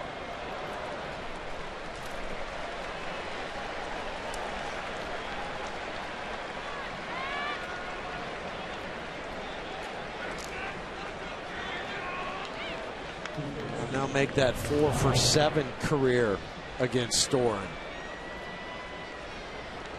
Gets up on top of the tippy toes to make sure you get on top of that ball. Bryce Harper comes up and throws the ball all the way to third, almost threw it away. Well, you know, Matt Williams is thinking the same thing that we were just talking about a moment ago. Say, oh boy, I felt like I was in control, and now the tying run steps to the plate, and somebody that has 26 home runs and 80 RBIs. Second to Josh Donaldson in ribbies in baseball. Sliders there for a strike. Nolan tonight has swung it better than any Rocky. He's got a couple of hits. A single to left with 2 outs in the first inning. And then he doubled to right center field. Oh, 2 different pitches. One was a fastball, the other was a slider. Seemed like last series, Jeff, I feel like he was in chase mode too much, a little too aggressive. Too aggressive, but that you'll have your ups and downs when in the course of the season where you feel like I'm just trying to make the bat happen too fast instead of letting it come to me.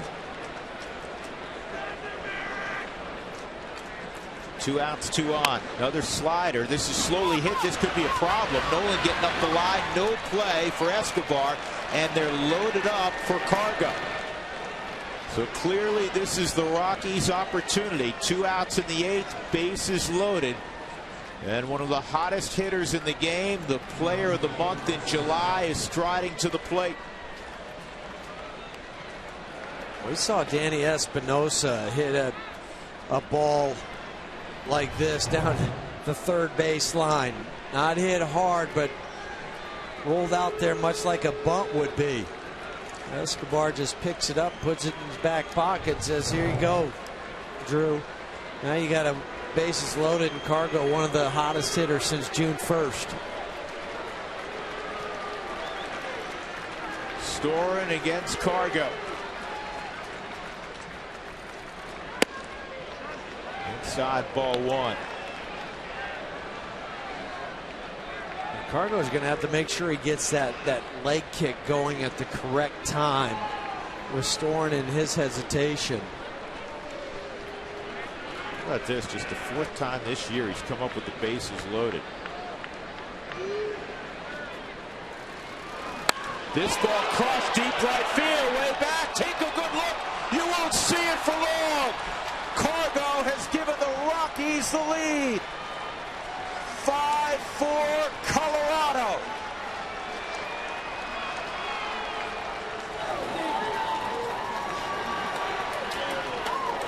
He has been one of the most clutch hitters in his career I have ever seen. 3rd slam of his career. What a time for it. How about this inning? Started off innocently with the walk from Daniel, and now it's a 5-4. Cargo drops the bat. I got it again off another back wall. Did you see the guy? Did you see the fan in the front row jump out of his seat as if to say, what? Like, what?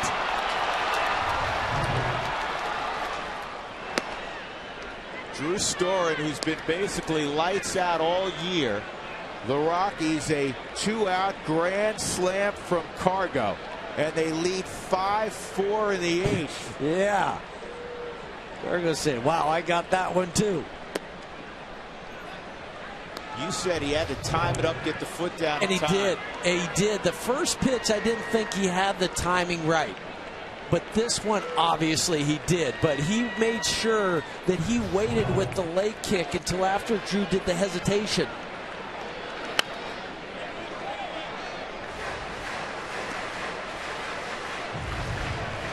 The Rockies have 7 hits. Cargo and Nolan have 5 of them. It's not how many you hit, but when do you get them? Yeah, I mean, we had this conversation. Yeah, I mean, it's not like you expect it to happen, but at least, as you said, it gives you a chance. Get a little traffic. They've been dominant on the hill all night, and you get the right guy up there. You got a swinger's chance. Well, you really had the right guy at the plate. Well, and before that, Nolan with the 75-foot base hit down the third baseline to load the bases. Here's something else that ended up working to the advantage of the Rockies. It's now 3-2 on DJ. Some of the teams the Rockies have faced lately will match up in the 8th inning. They'll go, lefty on lefty, and Cargo this year's hitting beneath 200 against lefties. Well, but Storen, he's their guy. He's not giving way to Thornton or Felipe Rivero.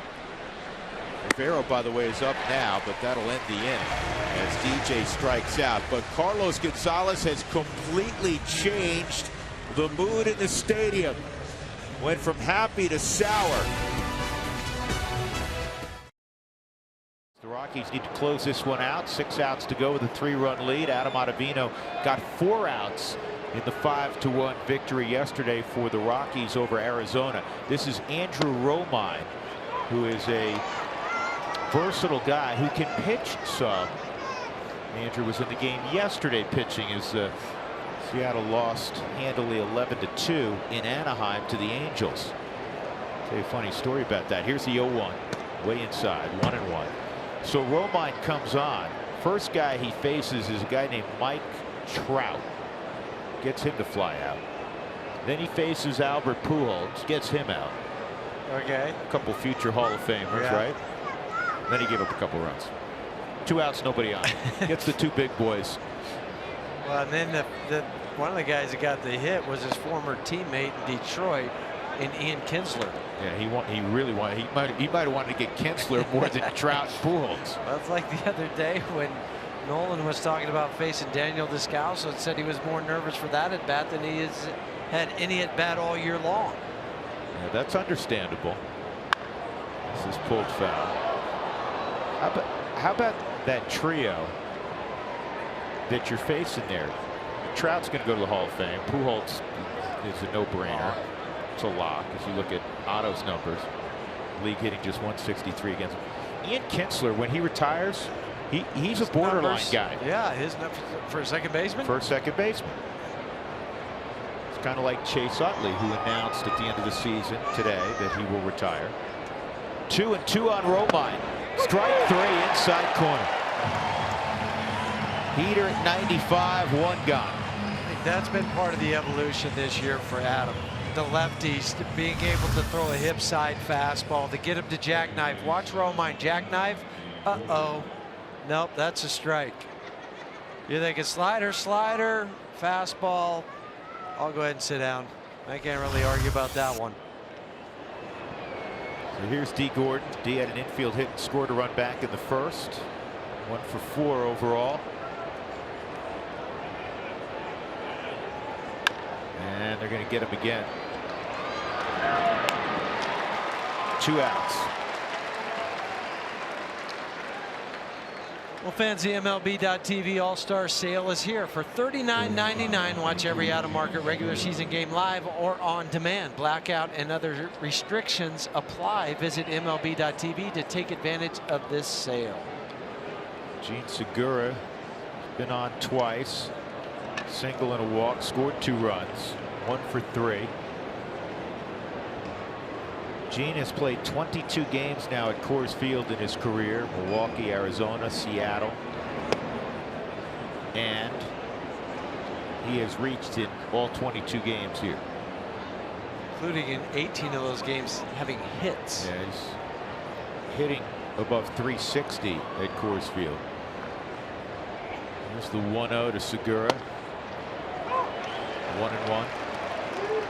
One other note about that Angels game yesterday in the 11-2 victory for the Angels over Seattle.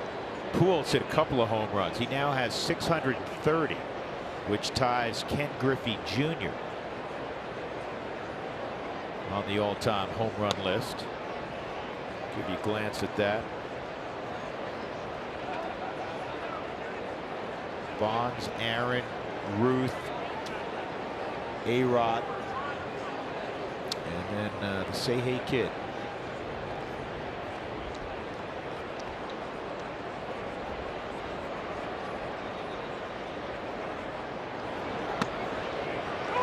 On the corner, maybe a little off. 2-2.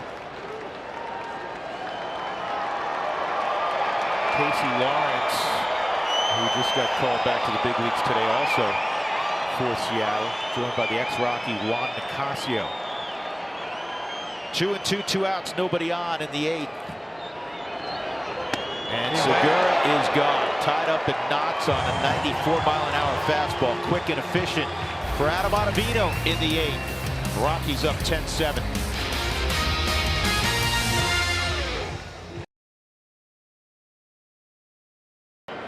And Adam Ottavino in the ball game for the 3rd straight day. He'll try to put out the fire. Fastball at the bottom of the zone, not called a strike, so it's 1-0. Gordon tonight is 0 for 3, 41st appearance in what has been an all-star first half for Adam Ottavino, even though it does not look like he'll get to participate in Washington. The league hitting just 160 against him. He's given up just 5 hits at home all year. And 56 at bats for Adam. 1-1.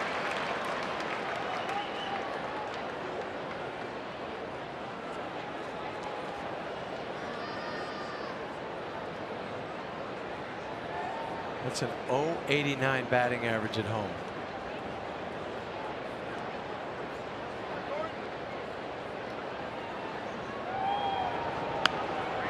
And this is not a good play by Herman. All the way back, keep running. Good job, Tommy Murphy. Yep, Rockies get the out. And now 2 gone, runners at 1st and 2nd. Huey, take us through that, because most of the time with 1 out, you go on contact. I understand you don't go here though. No, not at all, because you have D. Gordon running. So you're probably only going to be able to get the guy at 2nd and Nelson Cruz. So Herman got caught in no man's land. Nolan did the right thing. Don't throw it immediately. Make sure he's going and committed to go home. That caused Herman to stop. And then what I was talking about to Tom Murphy, run him all the way back. Don't let him jockey in between home and 3rd, allowing Cruz to get to 3rd base. So now another dangerous man in Gene Segura. The benefit for Otto is he's facing a right-handed hitter.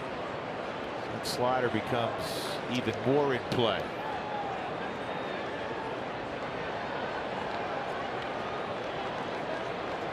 Otto's had 15 inherited runners this year. This is such an important stat for a guy who's working late out of the bullpen. Only 2 have scored.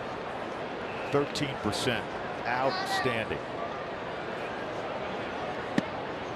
A strike on Segura.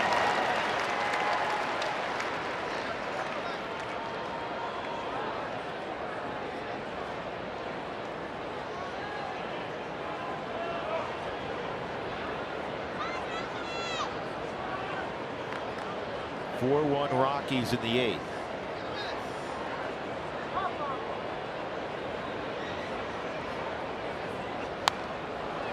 Fouled off. Well, last night, remember the strikeout last night for Segura? Came in with a couple sliders and then that high fastball up and in underneath the hands. He got so defensive on the swing with Segura. I don't know if you're Gene what you think is coming right now after last night. Is it going to be fastball up again? Do I commit to the slider away? 0-2. See you later. Slider front door. What a job by Adam Ottavino once again. He may not be going to the All-Star game, but he has been one of the best in the business this first half. 4-1 Rockies.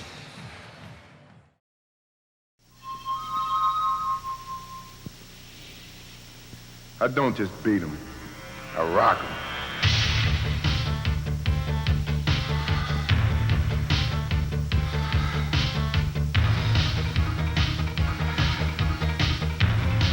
I don't just drive, I drive a Chevy. Test drive the Chevy IROC at your Chicagoland, Northwest Indiana Chevy dealer.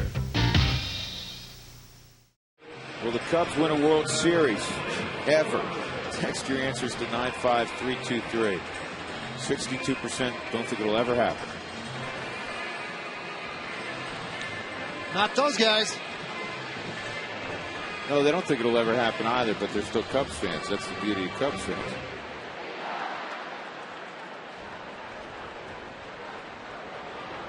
Here we go, bottom of the 8th inning. The Rockies again leading by 3 runs. Clint Barmas will face Sean Marshall, former 6th round pick of the Cubs. out of Virginia Commonwealth University, VCU. Started bouncing back and forth with the Cubs in 2006. 2009, found a niche out of the bullpen, made 55 appearances. This ball's driven a deep left, and it is off the wall. Soriano bobbled it for a moment. Would have been a double either way. So Barnes lashes at the first offering from Marshall, and he's at second base. His first knock of the night.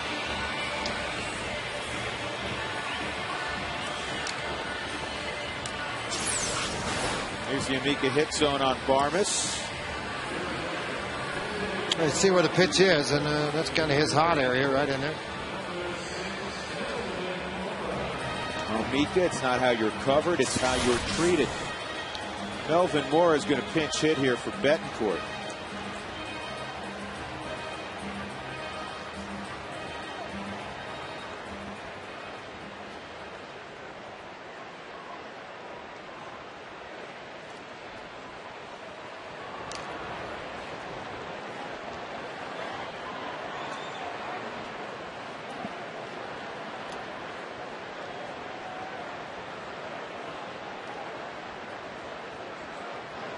And a base hit to right. Here comes Colvin. And the Rockies will have to stop Barmes at third, as Colvin plays pretty shallow anyhow. And got to it very quickly. First and third. 2 pitches from Marshall, a double and a single. That's not what he's been doing typically coming out of the bullpen. And Dexter Fowler with his 5th at bat. He's 2 for 4. Very quickly, Todd Helton with a sacrifice fly in the bottom of the 8th to give the Casper goes to 2-1 lead. Way to go, Todd.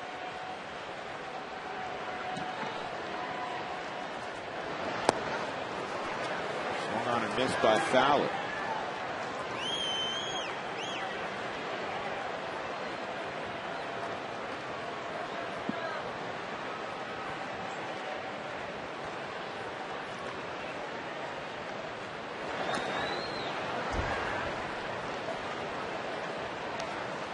Two-strike count.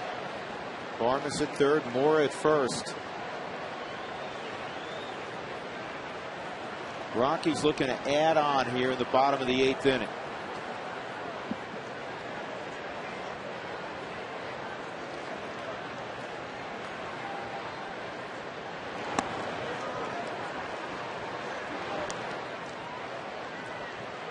Marshall has the 6th lowest ERA among relievers in the National League at 171.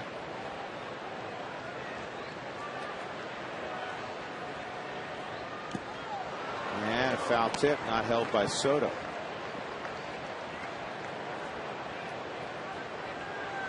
Dexter from this side of the plate hitting 260, the left side 205. One pitch that both sides of this thing kind of, this thing going to snap out there. You know, as a catcher, you feel it hit, and I mean, that's in slow motion, folks, but it happens so fast. You just got to get lucky and close at the same time, about the time the swing happens.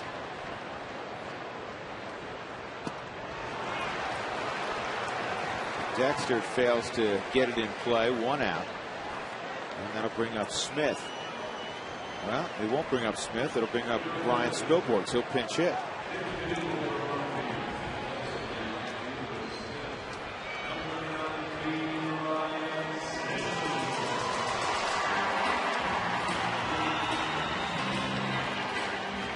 So Spilborghs has been swinging the bat very well. He has a 7-game hitting streak. 5 for 19 in a pinch hitting role this year.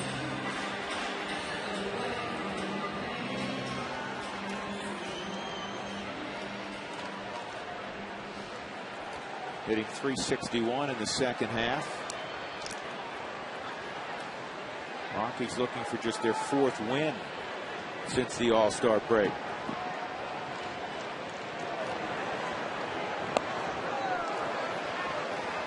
Move to the 6th inning at Petco. It's 3-1 Florida.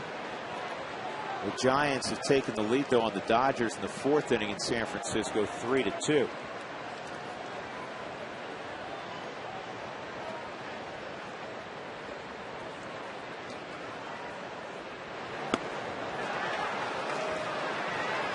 Well, if you want to upgrade your game experience at Coors Field, let me tell you, folks, this new open-air restaurant at the Mountain Ranch Club, it's something else. 303 Rockies. To reserve one of those, or ColoradoRockies.com. Strike 3 for Marshall. He struck out Fowler and Spilborghs back-to-back. And now Gonzalez will come up. Big bender. Good spot. Tough pitch for a right-hander to do anything with because so far away on the Hyundai cam, you're going to see it. You know, it spins out of the hand. You're thinking high, high. And it just breaks to that outside corner. And it's going to wrap in this fashion.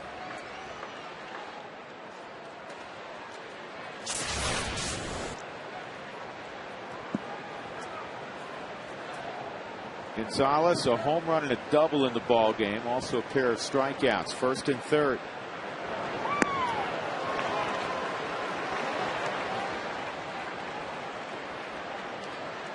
Average at .310. He's among the top 7 leading hitters in the National League.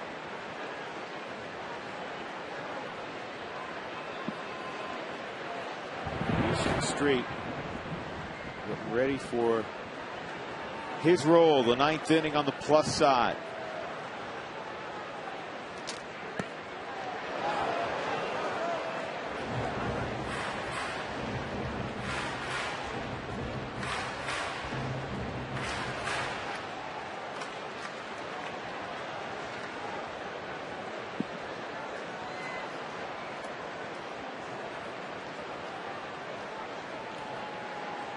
And a base hit to right.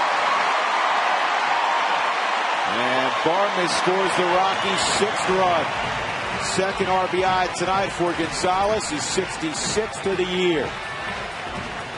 Well, that all happened because of what Melvin Mora did with his at bat as a pinch hitter.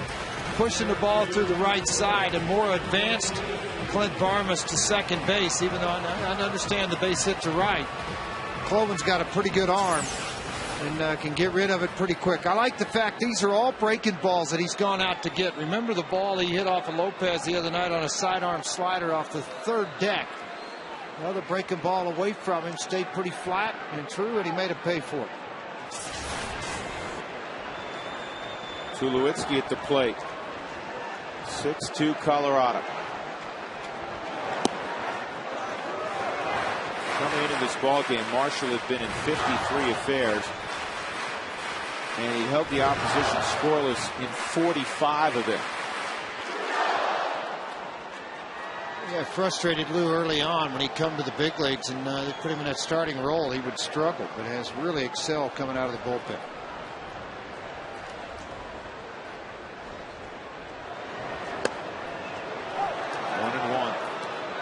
Tulowitzki tonight, strikeout, a walk, a single, and a ground ball to second.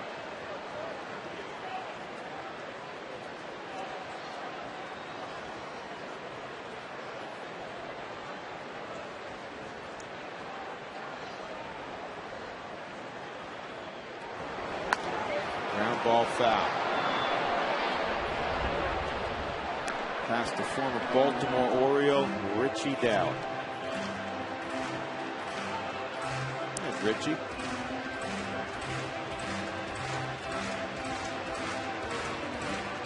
Good player. Real good player. Played collegiately at Southern Cal. Tremendous athlete. He's a great basketball player. Inside.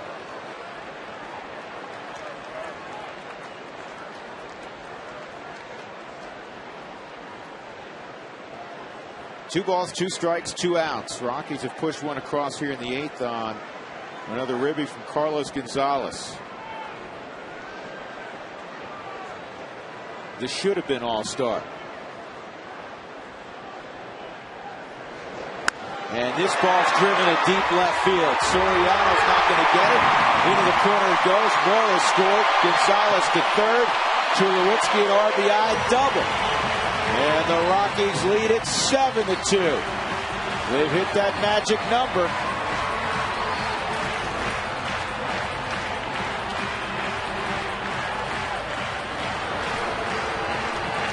More tacos for everybody in the area tomorrow. Make sure you go to Taco Bell between 4 and 6 and get your Rockies taco special tomorrow afternoon. Good at bat from Tulowitzki. Constantly kept pounding the breaking ball down and in, then ran a fastball in, and Tulo made him pay.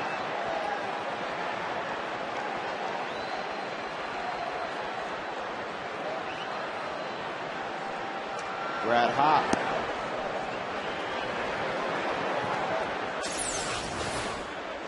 You can see that they just tried to work that hard breaking ball. They went 2 in, he fouled one off, one was called, then they went fastball and went back to the breaking ball for a swing and miss, and it wasn't swung, it wasn't missed with the swing.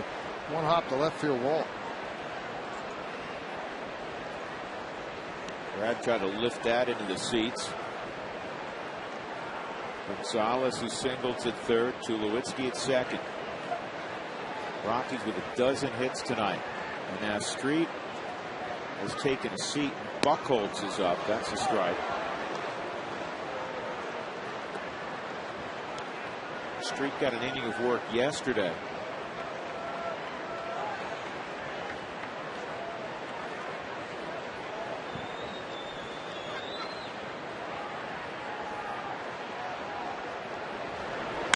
And this ball's driven to deep right center field. Way back and gone. 3-run shot for Hop, maybe not. I thought that thing left the building. I thought it hit a bench and then came back in again. Maybe it hit the yellow pad.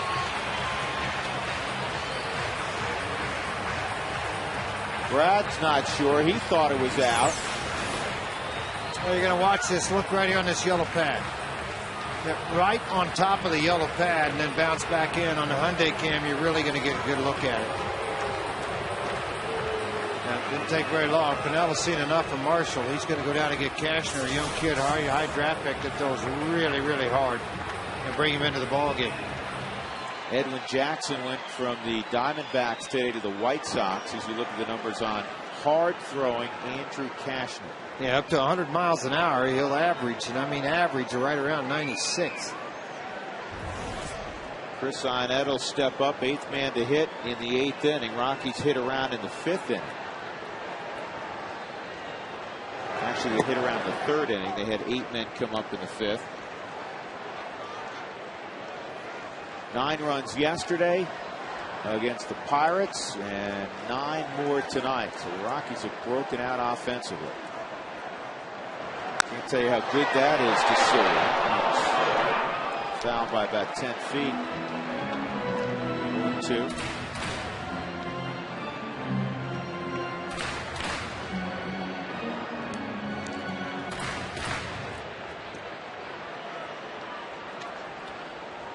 Andrew Cashner, Texas born and bred. Born in Conroe, Texas, up the road from Houston, and this ball is blasted to left center field. Nobody's going to catch this one. It's going to roll to the wall. Here comes Brad Hop with the 10th run. Chris Iannetta is ahead. Miguel Olivo up and hit a triple also. Second ribbing tonight for Chris Iannetta. Brought on to face the right-handed hitter, and Cashner, you see all those high fives for Brad Hop and all the excitement surrounding what he's been able to do the last 3 or 4 ball games. And then Iannetta caps this off with a triple. Another breaking ball, 83 miles an hour, and Iannetta just set on it and used his strength to drive this ball into left center field. Yeah, you know, out on the front foot a little bit, George, on the breaking ball. It just gives you an idea how strong Iannetta is. He's really all with the hands and the arm. Well, the back speed starting right there, and Iannetta recognizing that ball got off the wall, a little bit of a snap. He's going to go ahead and try to give it a try here. Turned it up to that next level right about there. And it kicks away from Soto. Iannetta not moving up. A little etiquette shown there. 10-2. The Rockies blowing out the Cubs here in the 8th inning with Stewart at the plate. Well, Marshall had a 1.71 ERA when he went to the clubhouse today at about 3 o'clock. He's going to leave the clubhouse tonight with a much higher ERA. And Cashner has just served one up to Stewart. His 15th of the year. Make it 12-2 Colorado. Miguel Olivo loves it. 50 RBIs now, 51 RBIs for Stewart. All Lou Piniella can do is watch and just hope this thing gets over with pretty quickly. 12-2. First fastball is thrown 94 and it left the yard from Cashner. Stewart can do this, folks. He can put some big numbers up and do it in a hurry. Second hit tonight for Stewart. 3 RBI night for him. Strike on Barnes. 7-run 8th inning for the Rockies. They've eliminated any doubt on the outcome of this one, and they are still not done. Base hit for Barnes. He's 2 for 2 in the inning, single and a double. One thing the Rockies have struggled this year with runners in scoring position. Not tonight. 8 for 6. 8th extra base hit for the Colorado Rockies, season high.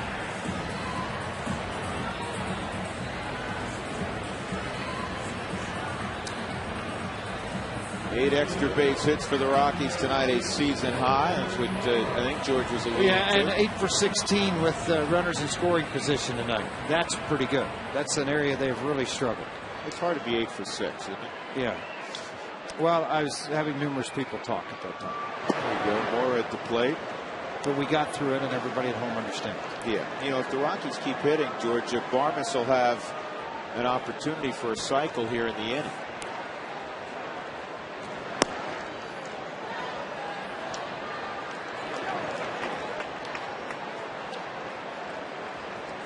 With a single and a double in the inning, so you know it's got the triple and the home run to go. 2-0 on Mora.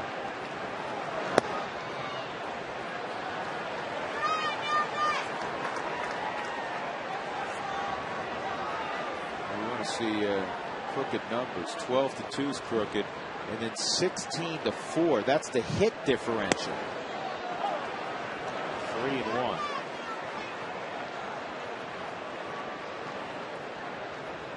Probably not quite the way that Rudy Jaramillo and Lou Piniella planned this out tonight. And this is to the gap in right center field. Barnes flying around the bases. He'll score. Mora is to second with a double. The 8th run of the inning. Save some for tomorrow.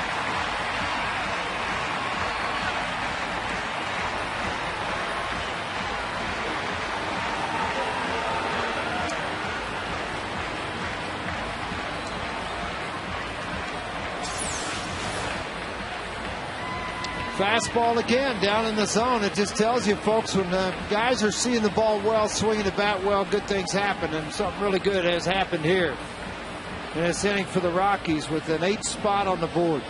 Man, oh man, Barmes off to the races to come in and score that 8th run of the inning to make it a 13-2 ball game.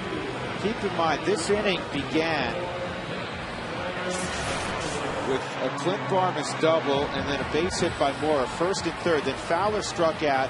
Spilborg struck out, and after that 7 straight hits, including the Stewart 2-run home run.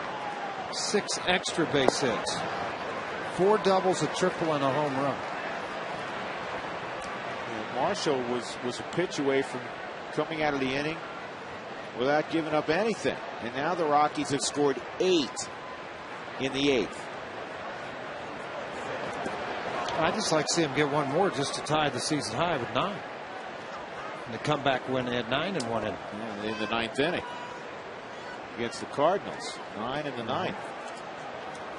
Well, yesterday the theme of the day was 8 is enough, as in 8 losses in a row is enough, and the Rockies put their foot down and they've put 2 feet down tonight. This a high drive, deep right. Take a look. You won't see it for long. 2-run home run, Dexter Fowler.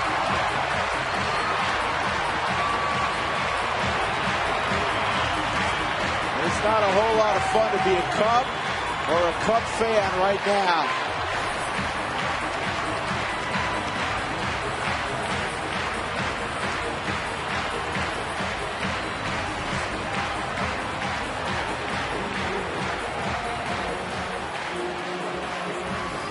Third home run of the year for Dexter. How many pinch hitters have 2 hits in an inning and done what Moore has done, and then Dexter just continues it? All Cashner can do is watch.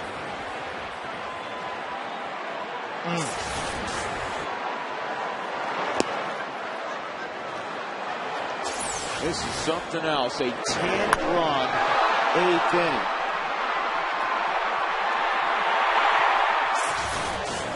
And Stillborg's lines one to left center. I would say this is getting ridiculous, but they passed ridiculous about 5 hitters ago. Yeah, Lou's pretty frustrated in that dugout. He's wanting to get the youngster out of the ball game after giving up 5 runs in this inning.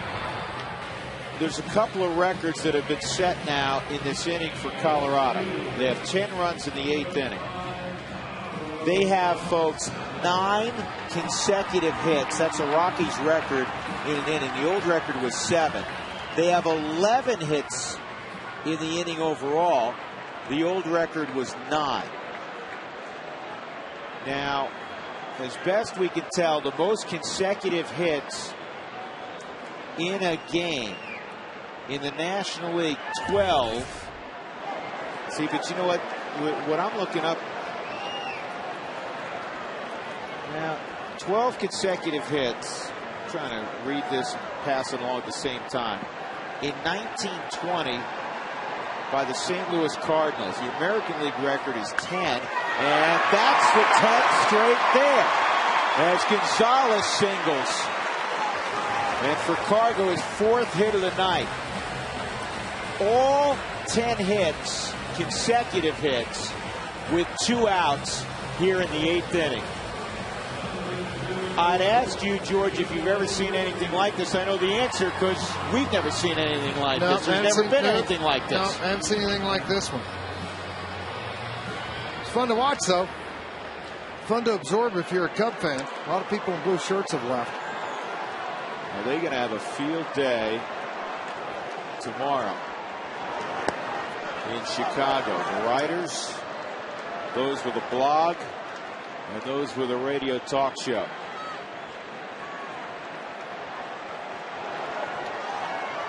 Tulowitzki at the plate.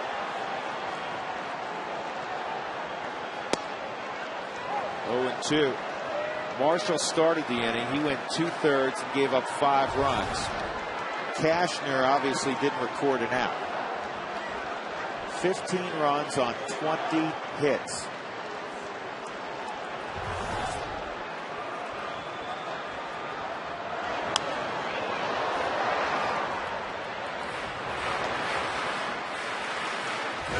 Tulowitzki an RBI double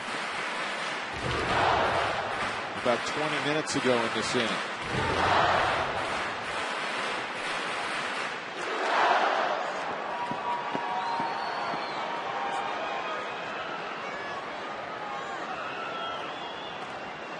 Spilborgs and Gonzalez on.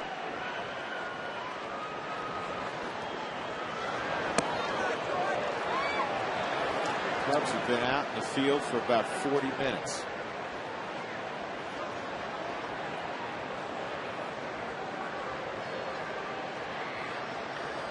Schlitter was clean shaven at the start of the ball game, George. I figured as much.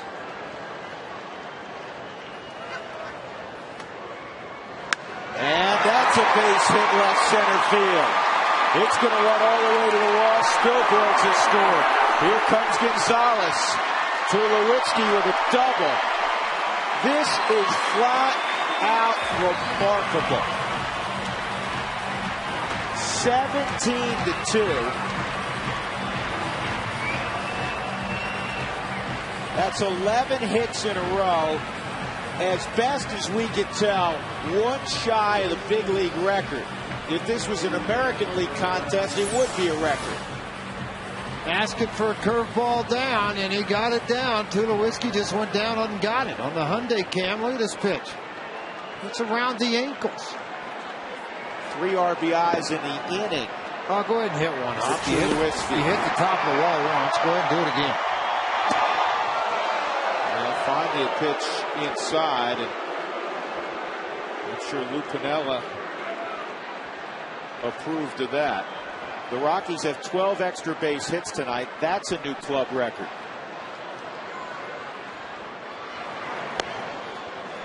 Two and oh.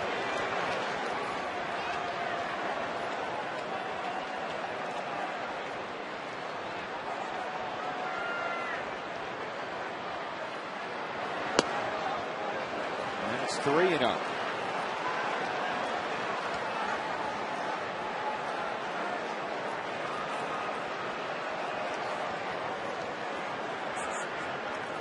Brad Hopp is the 16th hitter of the inning.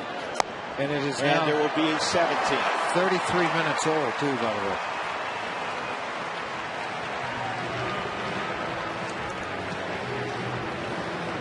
I don't know if I've ever seen that, George. Maybe I have. 17 hitters in an inning. Yeah, but you didn't have lights in the second deck. You know, Clint Barmas is in the hole. Stewart's on deck.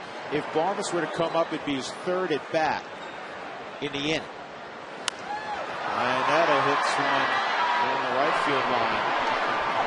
Out of play.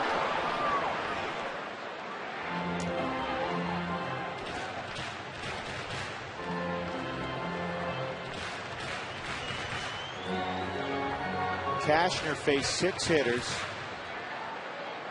Obviously, all of them had hits. He gave up 6 runs.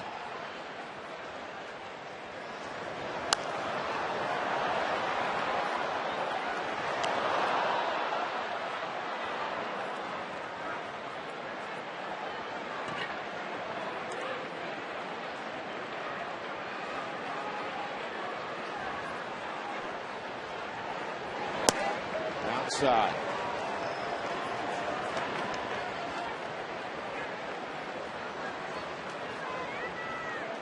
The Rockies, during their 8-game losing streak, scored a grand total of 18 runs. They have 17 tonight, 12 in this inning.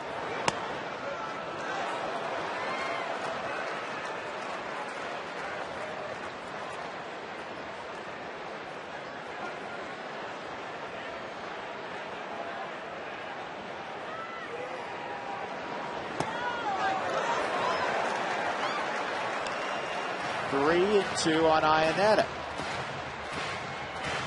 Tulowitzki at second, Hopp at first.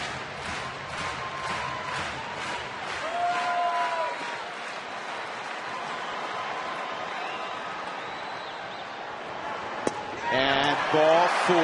Here comes the 18th hitter of the inning. Bases loaded for Stewart. Larry Rothschild wants a golf cart about now. Been to the mound so many times. Stewart, in his last at bat in the inning, hit one in the seats.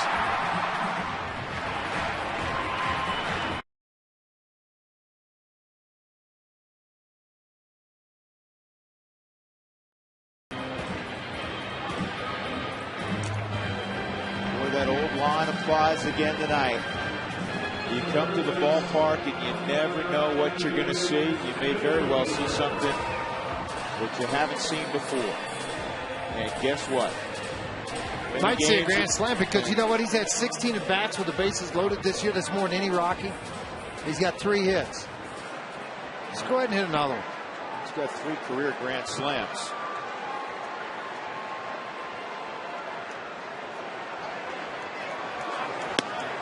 Good fire there. It's 0-1. So many records broken tonight. The 12 runs in an inning is a club record.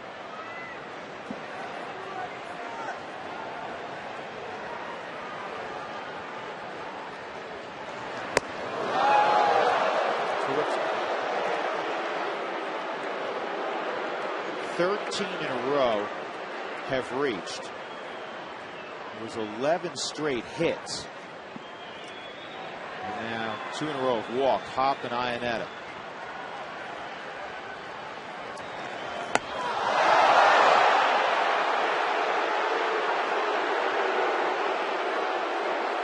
2 balls and a strike. Trying to throw a fastball inside to Stewart, but it hasn't gotten down and in yet. 2 pitches in a row, and this one put him on his back.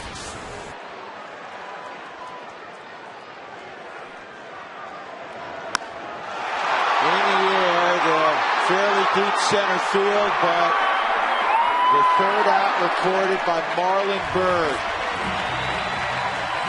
18 hitters come to the plate in the 8th inning. 12 score. From the furnaces at Ford, it's Mustang GT, the boss for 1983. Hot new styling. New 4-barrel carburetor, a 5-liter high-output engine. The boss, the 175 horsepower Mustang GT.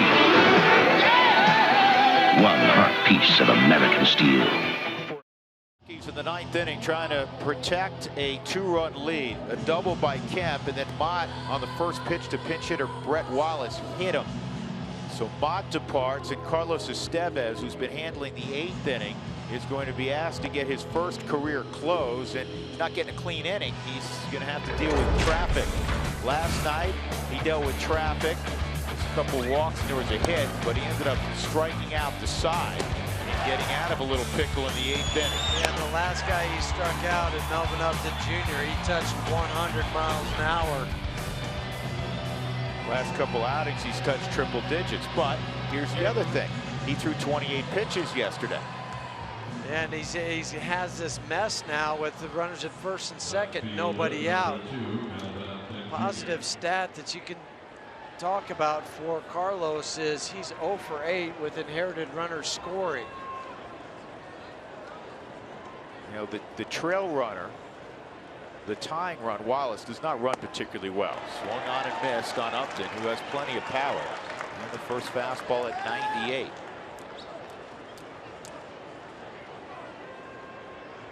Upton homered yesterday. He's 1 for 3, an RBI single in the first. Carlos had 18 career minor league saves.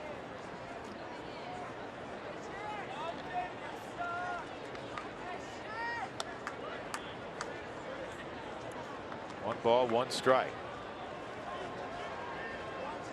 It's good to see the first 2 pitches, 97 and 98. There's no decrease in velocity.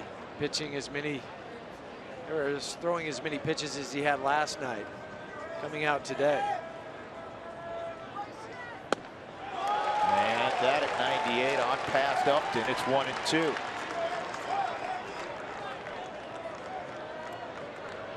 Trouble catching up to it last night. No different today. Can go back up there one more time.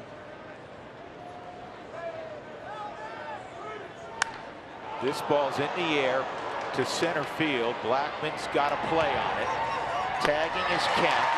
He'll move up, and the throw will prevent Wallace from moving up. That's the key component in that defensive play.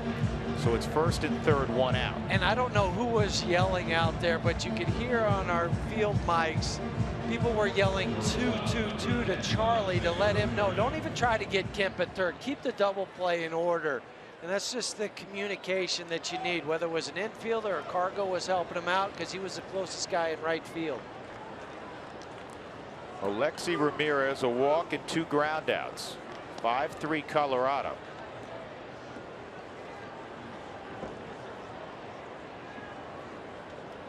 Wind blowing out a little bit on this hot day to left field.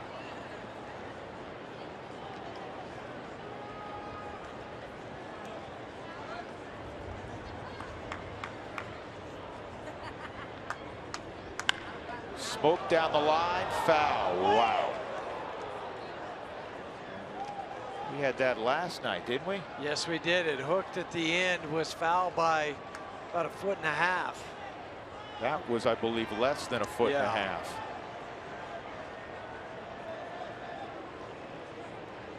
Looked like Ramirez cheated a little bit, huh? Yes, he did. He just was thinking fastball. I'm going to guess. Try to get the barrel out in front.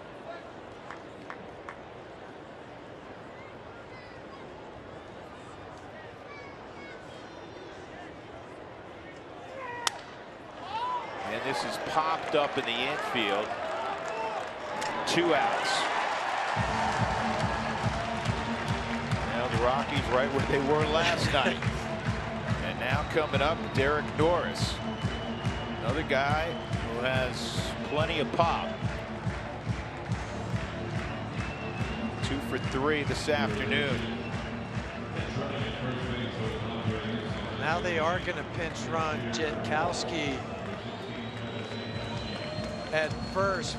Much better speed than Brett Wallace, and you're thinking, well, why'd they wait so long? They really don't have another infielder since they've already used Rosales and Brett Wallace. So they had to wait until 2 outs to decide to use the pinch runner in Travis.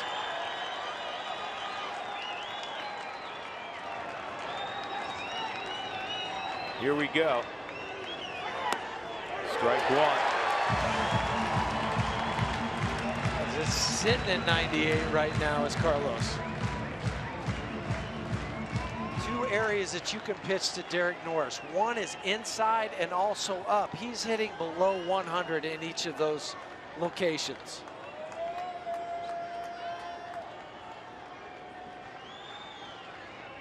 Here's the 0-1. Runner going. They're going to throw through. Out! Second base. Ball game over. Jankowski cut down. The throw from Garneau to LeMahieu. Andy Green has already come out. Or excuse me, Norris is standing there, but Green's on the top step to see if they're going to review it. They're not going to review it, and he's out. He's out. Ball game over. What a finish. What a finish. And if you're the Padres, they took the gamble, and yeah, there's no question. What a catch by LeMahieu. Jankowski slid right into it. That's the second great catch by DJ LeMahieu, and the Rockies win it 5-3. And for Carlos Estevez, stepping forward, his first career save. And he came out just firing today. And what a play by DJ. Not only did he have to reach around and make that tag, the ball staying in his glove. I mean, how wild was that? Amazing finish. The Rockies will take it. Tyler Anderson, splendid. Remember how good he was in June and July? Yeah. And then from mid-August through the first part of September, a really rough go for Anderson. His last outing at Dodger Stadium on the 19th was very solid. 6 innings, just 2 runs. Then he had to skip a start. And he came up today, took the baseball, and threw 7 2/3 shutout innings at one of the top lineups in baseball. Here's the 1-0 on Iannetta. That is line down the line. And Chris ought to get a double here.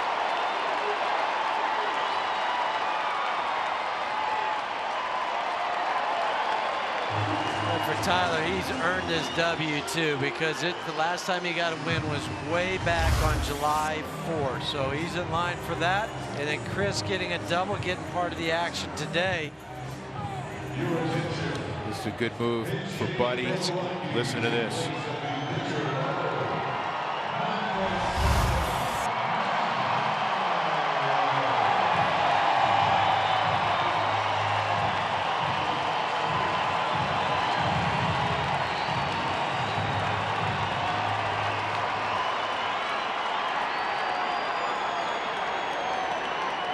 Matt Holliday, even though he's got deep pockets, doesn't have to buy many meals in this town forever. And they're all standing for Matt as he was announced. And this is a terrific move for Buddy for 2 reasons.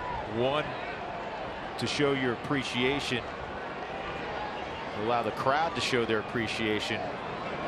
The other thing is you want to get him an AB, because Matt Holliday, you imagine, is going to be a big part of what the Rockies do going forward. That's the biggest thing in all this, to get in that bat for him, because it's been a few days. Just one at bat this homestand prior to this one. Barnett at second. Kyle McGowan ready. And Barnett will move to third.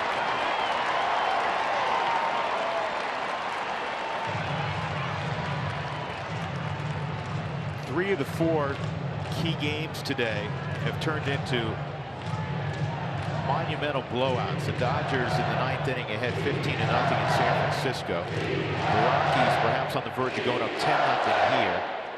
All of a sudden it's 8-0 Milwaukee at Miller Park over Detroit. The one game that's still within reach is it's 8-4 now. Cubs over the Cardinals. 3-0 on Matt.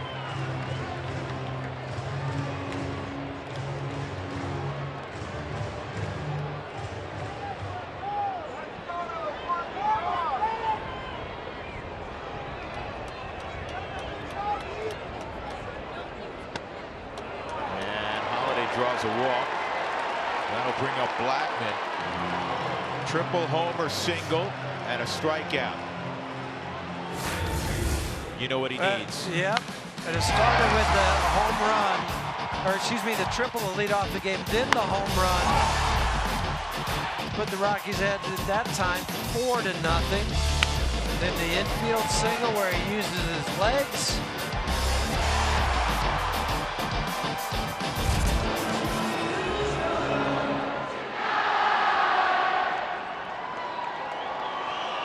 First and third, nobody out in the bottom of the 8th inning.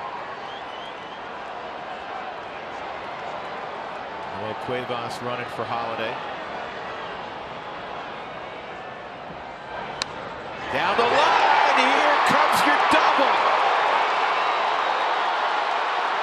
Charlie Blackmon. How do you like that?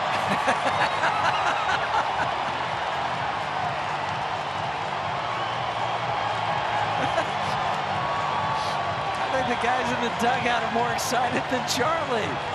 9th cycle all time for a Rocky.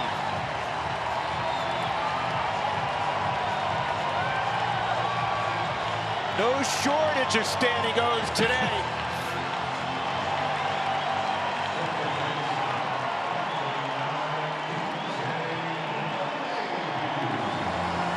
And Tapia is going to go get him. This crowd erupt when he runs off the field.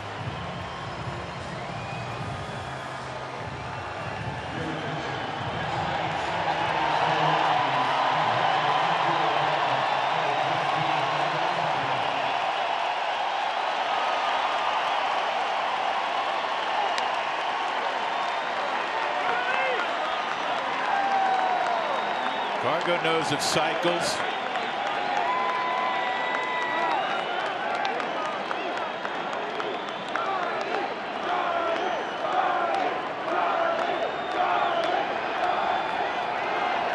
Nolan knows his cycles. This ball well hit to left. It'll get a run in. I thought for a moment it'd have a shot. Coming home is Cuevas with another Colorado Rockies run. Sac fly for DJ. Let's go back to Charlie's double, which will be double number 31 on the year, to complete the cycle on a day that the Rockies knew that they had to go out and win. Charlie coming through.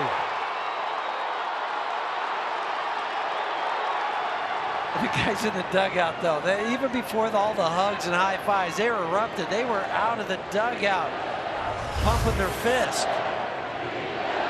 Here comes Beat LA again.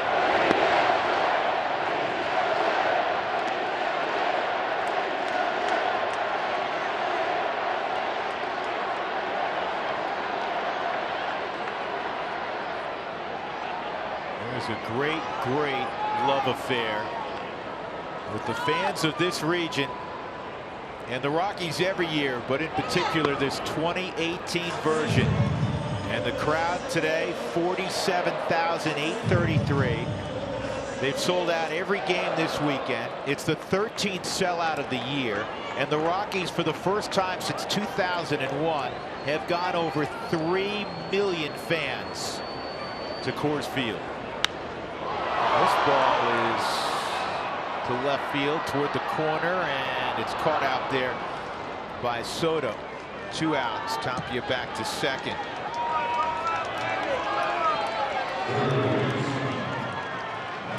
What a day to have on also Fan Appreciation Day at the ballpark. Yeah, they're gonna spend some time, as players always do, on the final home game, that making their way around the ballpark to thank the fans. And you were fortunate enough, talented enough to play parts of 12 big league seasons, more than 10 years of service time, Spilly and Corey.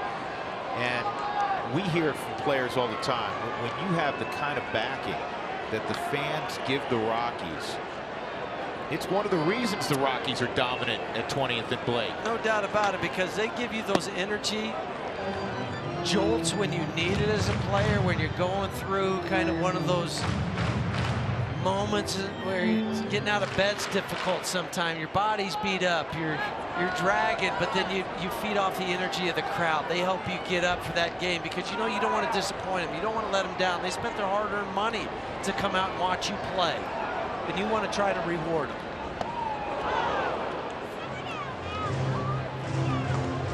Nolan, 2 home runs today. Charlie got it going in the first with a triple. So as if to say, this is going to be our day. Nolan made sure. 3 doors down with the 2-out, 2-run home run. And the Rockies have run downhill since then, with the help of a splendid performance from Tyler Anderson. I just hope that's not lost in all of this offensive output with the 11 runs and 12 hits. They needed somebody, because now it lines up your bullpen for the next 2 days. And hopefully just one day. That's hopefully, I mean, you go into LA, you beat it, you win it, and then you don't play till Thursday. And it looks again like it'll be Germán Marquez against Walker Buehler. Buehler was scheduled to go today, and Dodgers made a late change.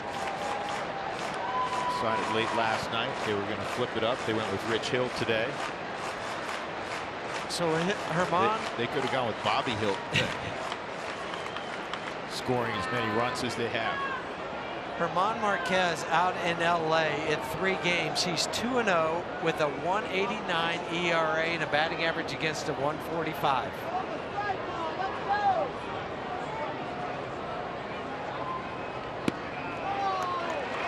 Nolan draws a walk.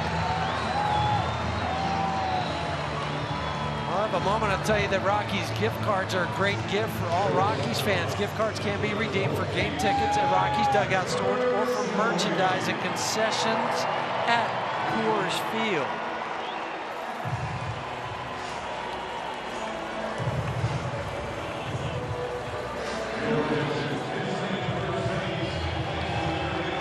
Nolan's going to come out. Brian McMahon's going to pinch run for him.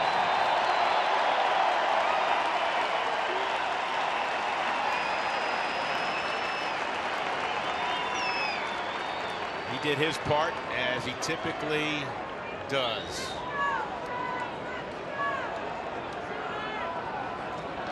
Story homered in his last at bat.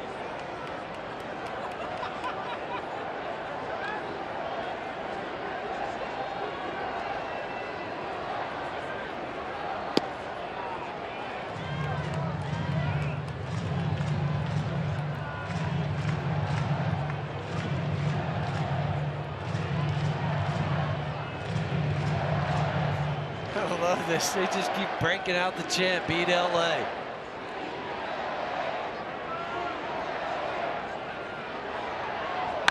This ball line to left center.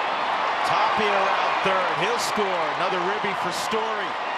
Got 107 of those. I think you might see a pinch runner for Trevor now. You can see Garrett Hampson or Pat Valleca here. Beat LA, pure and simple. Here comes Hampson.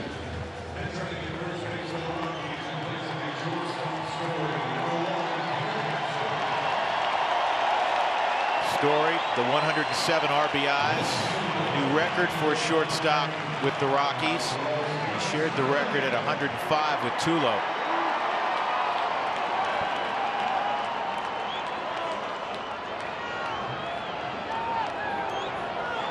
And now Cargo, 1 for 4.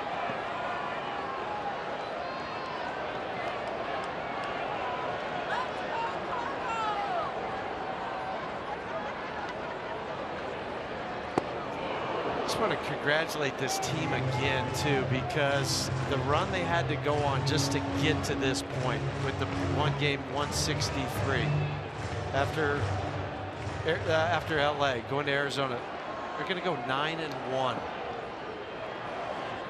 9-1. Think about it, a couple of sections of this season. At one point, the Rockies were 4 games under 500. They were 8 games back. The Dodgers also this year, I think, were 8.5 games back at one point. Actually, it was a full 9 games back for the Dodgers. You can see on the graphic there. And then they played that ridiculous stretch, 46 straight, trying to get healthy, but against 500 teams that were better than 500. Longest stretch in the history of the game, and they went 30-16. I don't know how many times, you can count maybe 3 or 4 times, people were saying, oh, they're done. They're done. Who didn't think, honestly, that, well, it's just not going to end well after the sweep in Los Angeles. The Rockies had a day off Thursday in Arizona. They got their head right, and they said, we're fine. This has been the most resilient team. Boy, were they ever fine. And the steady leadership, too, of Bud Black. He never panics. Steady, same guy every day. The team has taken on the personality. So Buddy, hired by Jeff Bridich and Dick Montfort 2 years ago in the offseason. And for the first time in franchise history, the Rockies going to back-to-back postseasons.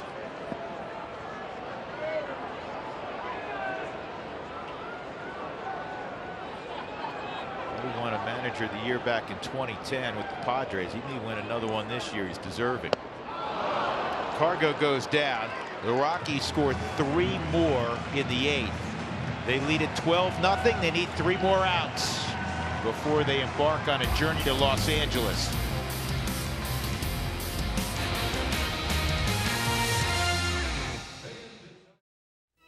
The Porsche 944.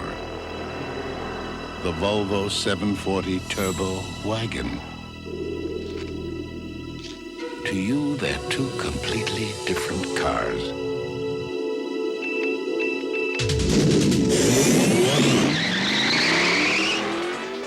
But to a radar gun,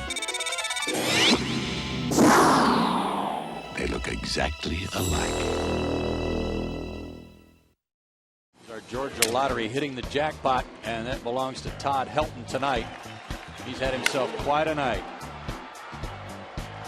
Grand slam there that blew open the game in the 4th inning. He has a single, a double, a homer. That double drove in a run. He's driven in 5. Quite a night for him. Our Georgia Lottery hitting the jackpot.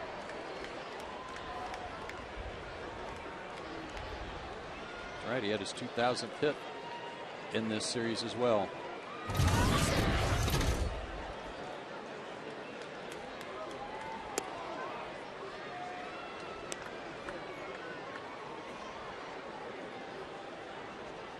Last complete game for Aaron Cook was a shutout. As you see, July 1st of last year. Game that took 1 hour and 58 minutes. He only threw 79 pitches. He's at an even 100 tonight. He's been outstanding. Yeah, he's been great. Keeping that ball down, and Braves have rolled over on a lot of those sinkers. He gave up a bunch of homers to start the season. He gave up 7 home runs in his first 5 starts over 25 innings. And coming into the start, he had a 9 ERA on the road. 16 runs in 16 innings. But that was a different guy.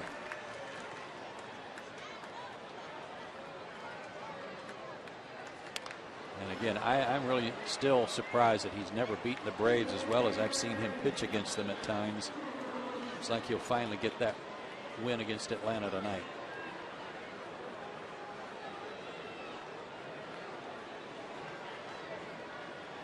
2-2 to Prado.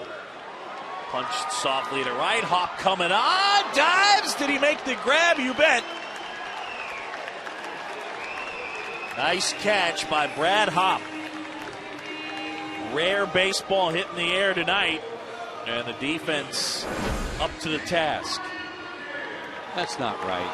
You know, the guys just came in the game. Martin Prado, you've been out there all 9 innings. You're up 9-0. Whistle by Hop. The other way, McCann pretty well hit, but Spilborg hauls it in. Brian McCann came so close to making our Airtran How Far Did It Fly. Instead, our Airtran home run leaders, Yunel Escobar and Chipper Jones, and then Frank Bohr, Johnson, McCann, and Ross. Braves home run leaders brought to you by Airtran. Here's the plane. Airtran, go. There's nothing stopping you. Nice. No, I was talking to Baker. Oh.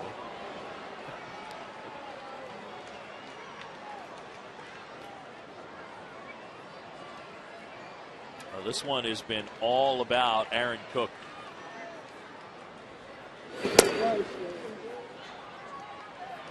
And that good sinker tonight, that good two-seam fastball.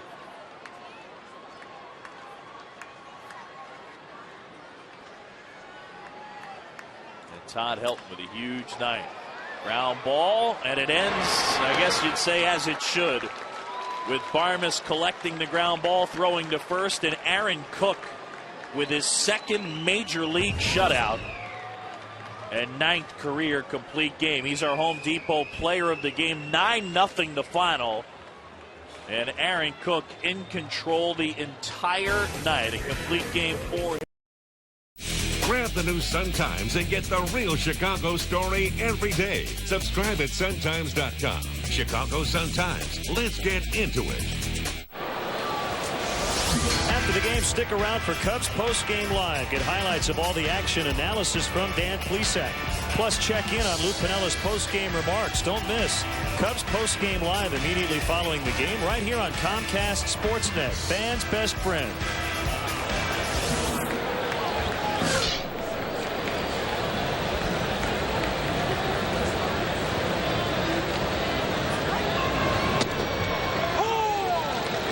For strike one in there. Start the bottom, or rather the top half of the 9th inning. Kaz Matsui 1 for 4 on the night, stole a base.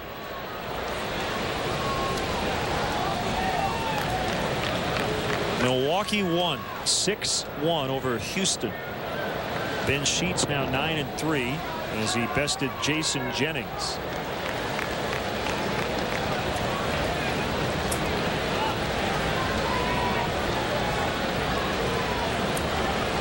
Prince Fielder also homered tonight along with J.J. Hardy.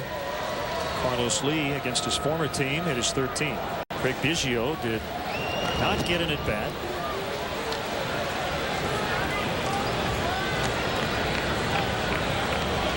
So Fielder extending his lead in the National League. 27 home runs. Ken Griffey Jr. with 21. His teammate Adam Dunn with 20.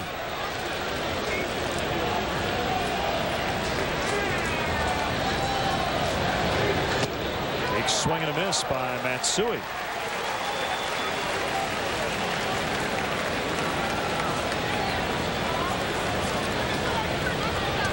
Matsui, switch hitter, obviously, but much better from the left side of the plate.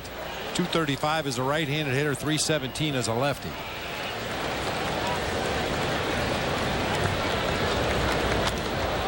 Pop foul back our way.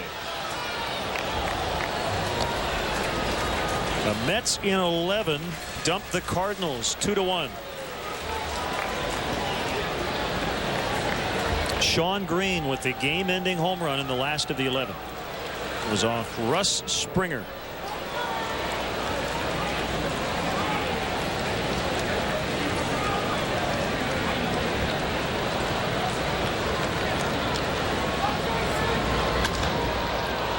Into right for a hit.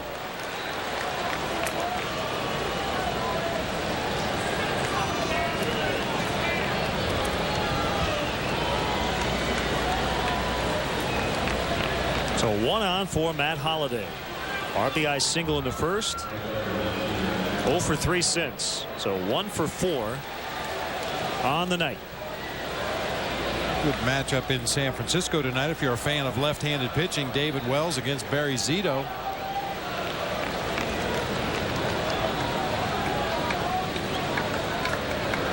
Padres trailing 2-0, top of the 4th. Stay bat. Michael Barrett with a double on his first at bat.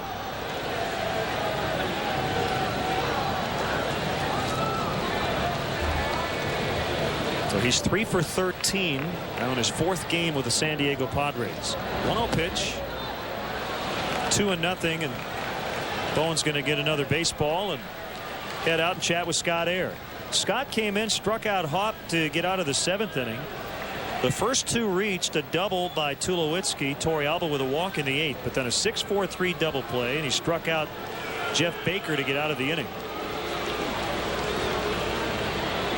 Lou now making the long walk out to the mound, taking his sweet old time, looking down to his left to the bullpen as they're going to get some activity once again. Looks like this time it'll be Bob Howry taking off the sweatshirt.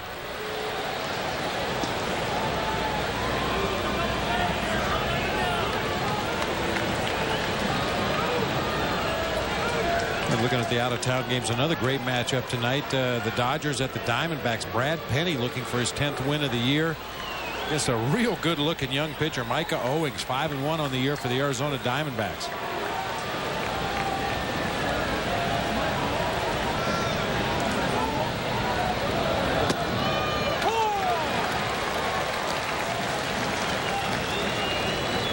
There are a couple of teams in the West that we won't see for a while. We'll play the Giants till after the break. They'll be on the homestand coming right out of the All-Star break. 4 games the 16th through the 19th of July. And then right after that, Arizona. And then the Cubs will play both those teams on the same road trip in late August.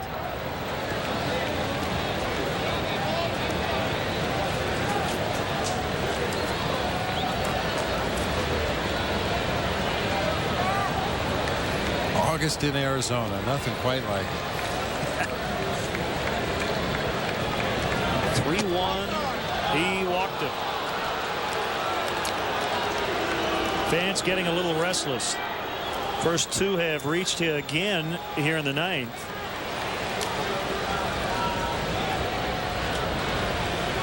Now our Nissan drive of the game. Angel Pagan capping off a 4-run first inning. We had a shot of those guys on the left, and Angel Pagan hit one a couple of rows behind him. 3-run blast. Well, the Cubs had already scored 1 run in the first inning, but the 3-run homer really gave starting pitcher Jason Marquez some breathing room early in the game.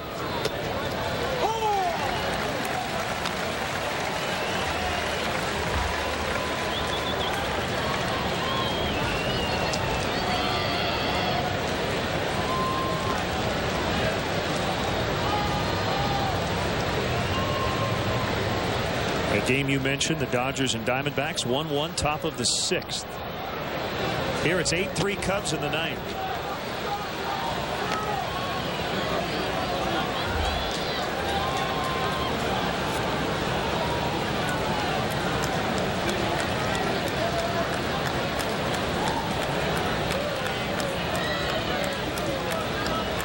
Long look by Scott. Into the catcher, Rob Bowen. Now set at the belt, the kick, and the 1-1. Missed again, 2-1.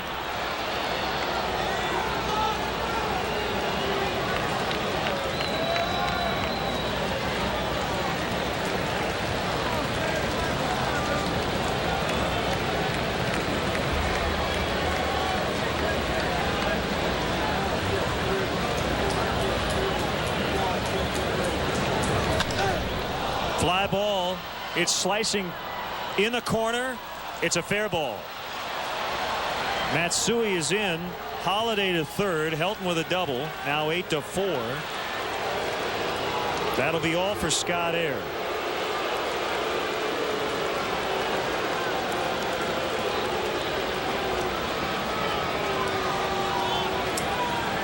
So Bob Howery will have to come in. Pitch up and out over the plate, belt high on the outside corner. Somehow this ball stays fair down in that left field corner. You can see it hits about 8 inches inside the foul line. And it'll be Bob Howery filling in as the closer when we come back.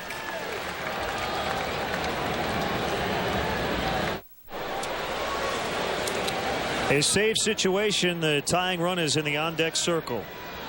Garrett Atkins, the hitter, second and third for the Rockies. There are no outs in the 9th inning. 1 run in to make it 8-4. Howery with saves in each of the last 2 games.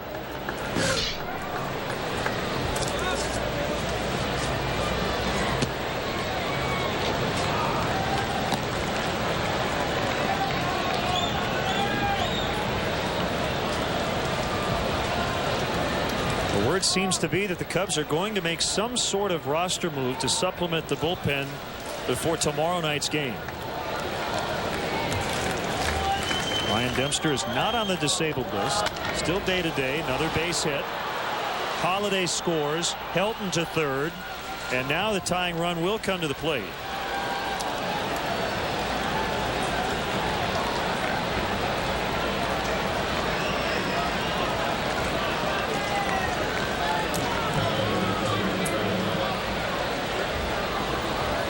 Lou really forced to extend Scott Air tonight with a depleted bullpen, and now with Bob Howery in, a major jam.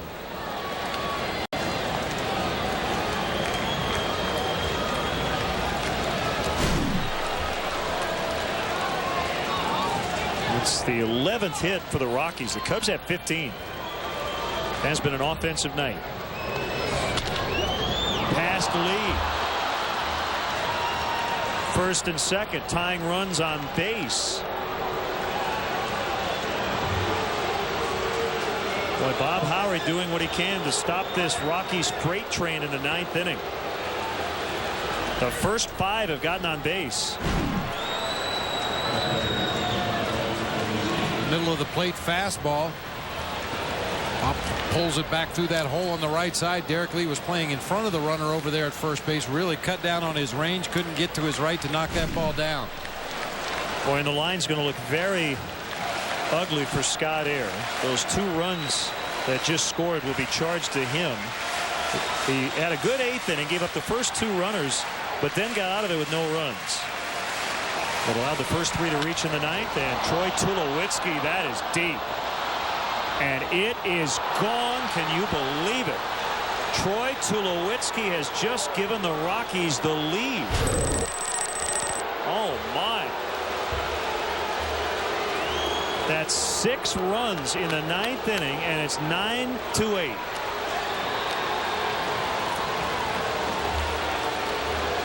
I can't believe how quickly this has happened.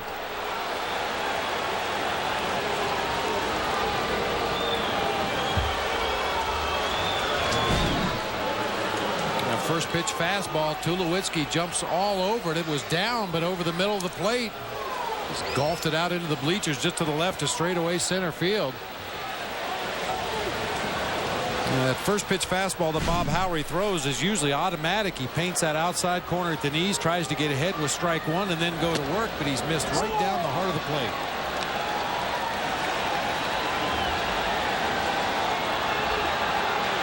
And now we have a fan out there on the field.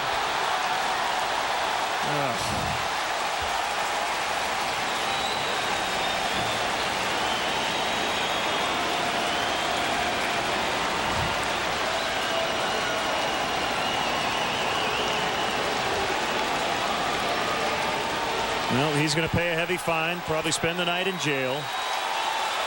And that is a felony, by the way, just for anybody out there even considering that. Boy, and Bob, we just have such great fans here at Wrigley Field. You just hate to see that. There is no business. That guy has no business doing that. Well, there's no IQ test to get into the ballpark, and idiots will make their presence known from time to time. As you said, fortunately, the other 40,268 fans came out here to enjoy themselves and watch a ball game, but there's always one crackerjack in every crowd. Ugh. This is today's Chevrolet Camaro. Saturday night, USA, heartbeats pumping, time to play. Camaro's waiting for you. Lead me, V8 Chevrolet, make night history go our way. Sweet Camaro new. Saturday night, USA, streets alive with Chevrolet. Drive today, Chevy. Live today, Chevy. Camaro. Wade Davis, top of the order. Victor Robles. Crowd is on their feet, many of them right now, even with out and out tucked away just yet. They know what's at stake here.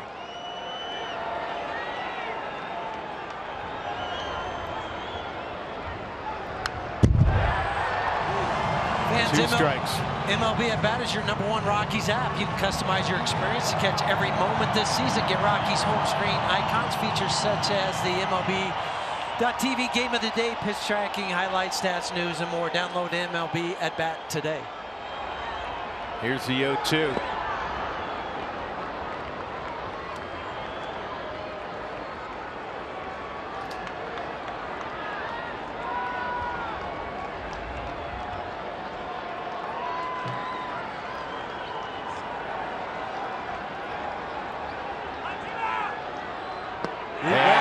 One gone.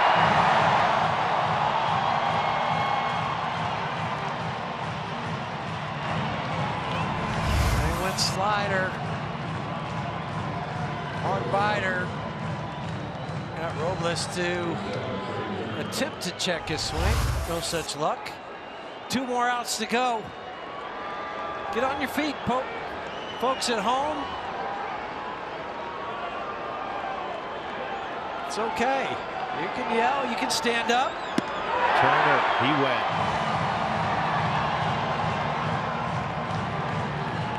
Well, Adam Ottavino, back-to-back days, really sharp. Wade Davis looks sharp. Adrenaline pumping. This guy knows all about the postseason. Been a World Series champ. Wade, 2 outs. And now 48,000 plus on their feet. 1 more out, and the Rockies are guaranteed to head back to the postseason. It'll be their 5th appearance. It'll be the first time in franchise history they go in back-to-back years.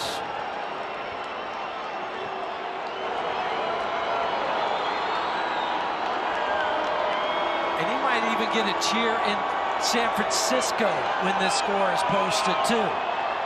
Yeah, you may be right. I like it. Pennant or bust. We're going to get the playoffs and then the pennant tomorrow.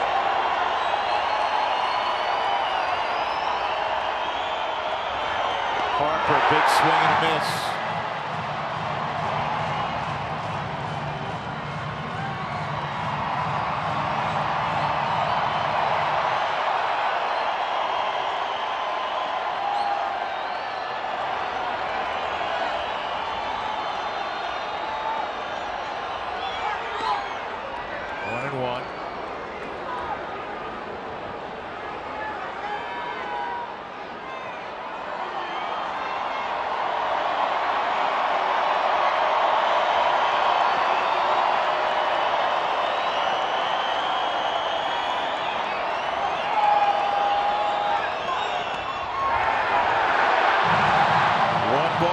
Strikes. It's a madhouse at 20th and Blake. Love it.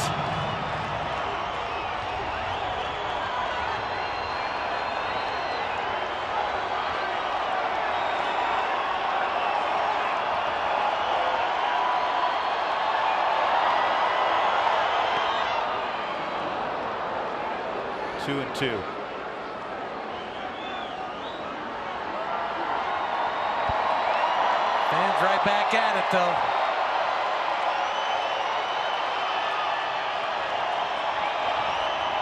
Record every moment.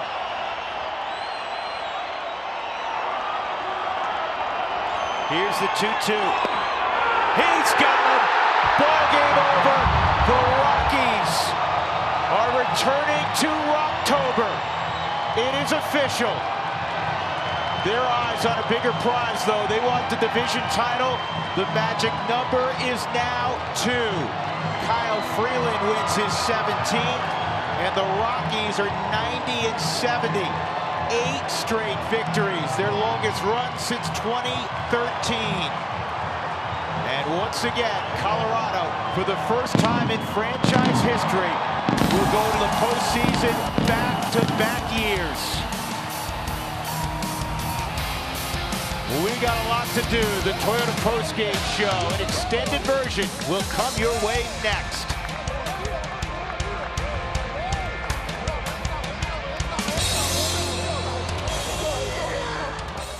Well, the first postseason game of 2018, and it has not disappointed. We're moving on deeper into the night in the NL wildcard game tonight, back at Wrigley Field, where tonight's is officially the longest postseason game in ballpark history by innings and by time. And despite all that, the Wrigley faithful has not left its collective seat. I'll tell you who's loving this game even more than fans of the Rockies and the Cubs are the folks in Milwaukee, because whoever gets to Miller Park to start that division series is going to be plumb tuckered out. Well, especially, I mean, look at the Cubs alone. They've utilized 3 of their starters, their top 3 starters tonight: John Lester, Cole Hamels, and now Kyle Hendricks. So Hendricks continues, and he goes to work on DJ LeMahieu to start things out in the 13th. LeMahieu, Arenado, and Story. And LeMahieu behind 0-2. Former National League batting champ. That came in 2016 when he edged out Daniel Murphy, then a National. DJ was hitless in last year's wild card loss to the Diamondbacks. A ball and 2 strikes. A career high 15 home runs for LeMahieu this year. At the age of 30, the prime of his career, a free agent at season's end. A very important part of the Rockies' recent success.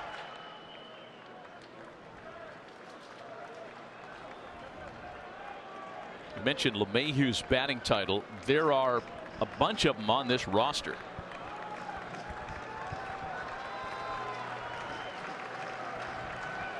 Two left-handed hitters and a couple from the right side.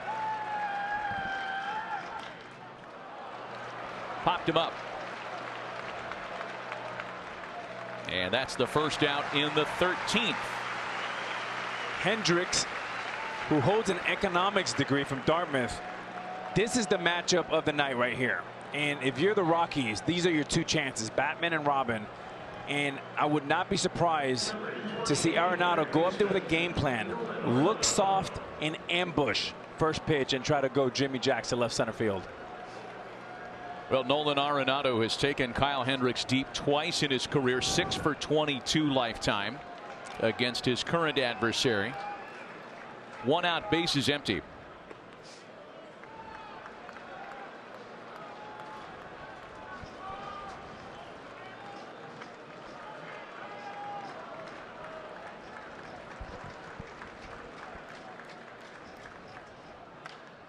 We can say this if you're watching us in the Eastern time zone.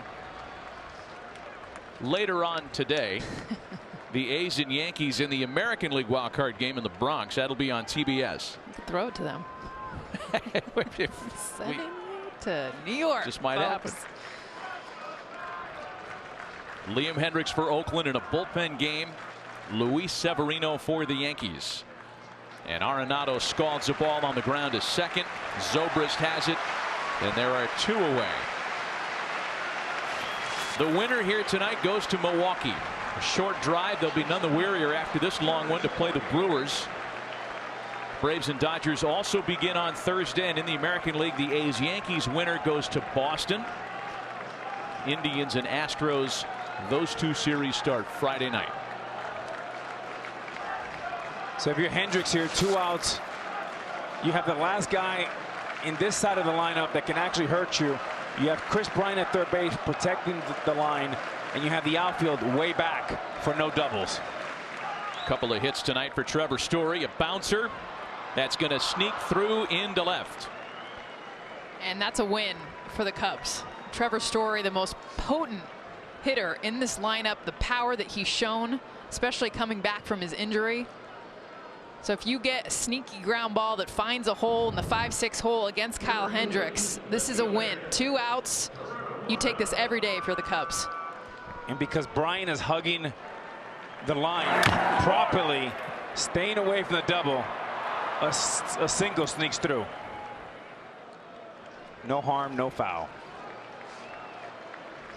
Trainer came out and paid a little attention to Javi Baez after he slid on the outfield grass there, but it appears Javi's okay to continue.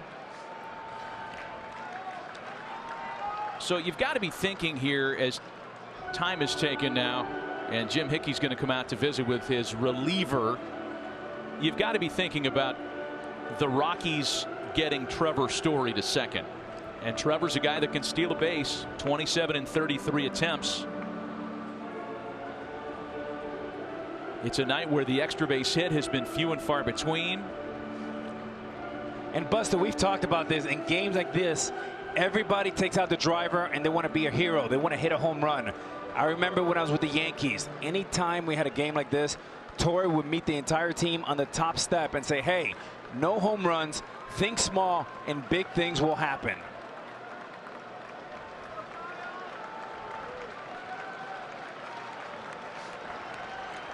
So here's Parra now. He had a great plate appearance in the 11th against Cole Hamels. It started 0-2. That ended up as a base on balls as he takes a strike.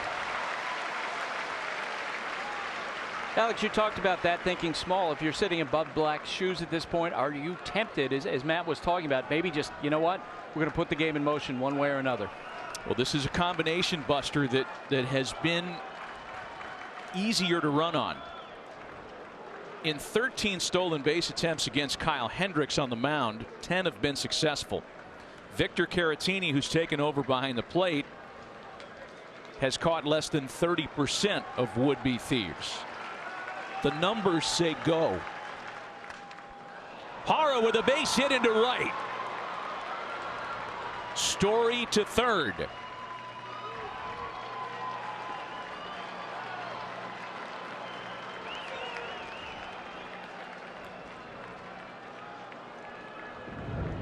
Little dead fish here by Hendricks. Leaves it up just a bit. And with the hole open, Parra takes full advantage of it. Right there. Beautiful hole for a left-handed hitter. Parra, being an experienced hitter, takes that changeup and hooks it. It's going to come down now to Tony Wolters, who will take a strike.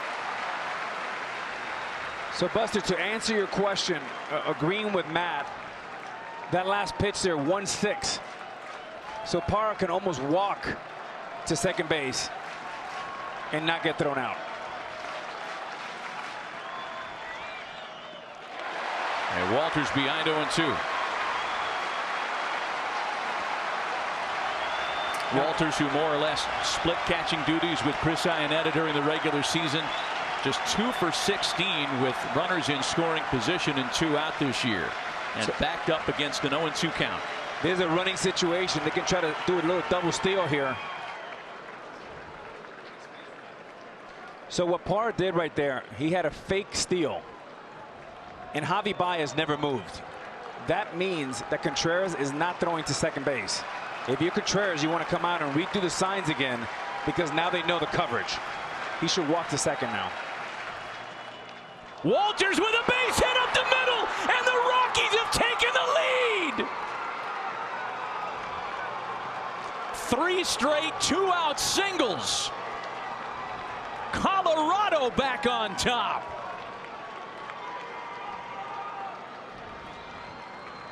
You can say all you want about home runs, swings and misses, and launches. In October, it's about contact. It's about little baseball. 1-2 changeup. Thinking small and big things happening. Just like Mr. Torre used to say. Big hit for the Rockies. Boy, October finds the most unlikely heroes, and it's Tony Wolters, who doesn't even get into the game until the 13th on an 0-2 count, that comes up with what might be the biggest hit of his career. He saw 3 straight consecutive changeups. Missed the first 2. Finally, you couldn't get a third past him. He sneaks a ground ball up the middle to take the lead. So that's all for Hendricks. With the fire still hot, the Cubs will make another pitching change. 2-1 Rockies. Will be right back.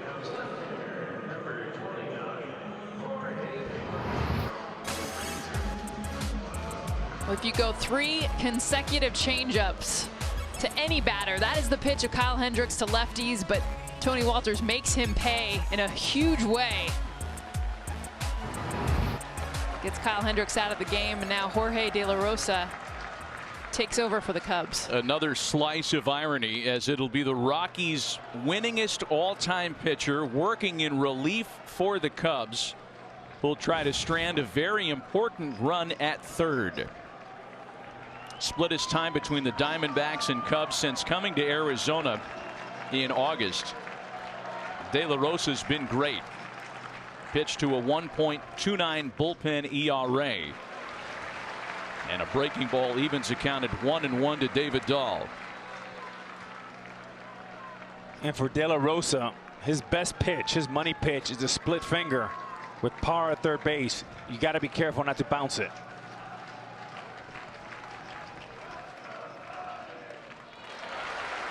One and 2 to Dahl. You know, the chances of 3 straight 2-out singles aren't very good in any context at any time in the game. When you consider these circumstances, a truly unusual way for the Rockies to scratch out a run for the first time since the first out of the night. Well, and Matt, because they were soft contact singles, that's what allowed Trevor Story to easily get to third base. And that, it wasn't that the ball was getting crushed to hit Kyle Hendricks. It was that approach, Alex, that you talked about. Off the end of the bat, off the hands. No barrel, but enough to get through. But the point is, you got to make contact. And they made soft contact. And there's the wild pitch we're talking about. And that's De La Rosa. Money pitch, a split finger. Nice stop for Contreras.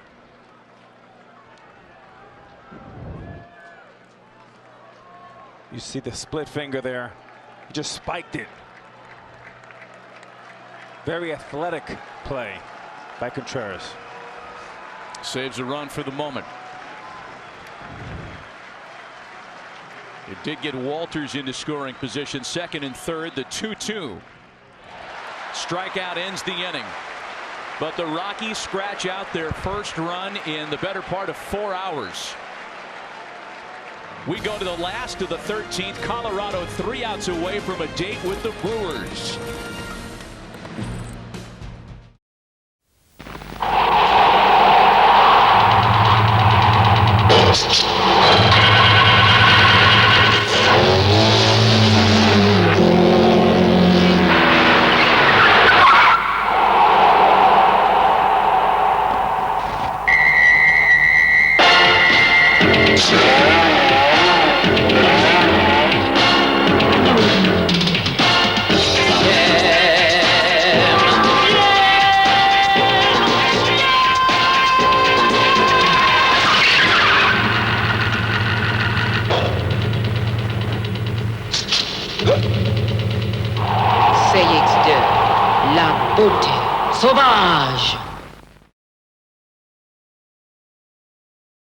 It has been a long night, and one that the Rockies hope will be worth their while. They are 3 outs away from advancing in the postseason and earning a date with the Milwaukee Brewers in the division series. 3 straight 2-out hits, scoring a run to put the Cubs behind the 8 ball, who lead things off in the 13th with Terrence Gore. It was Gore who pinch ran, stole a base, and scored the tying run in the last of the 8th. Scott Oberg trying to finish for Colorado.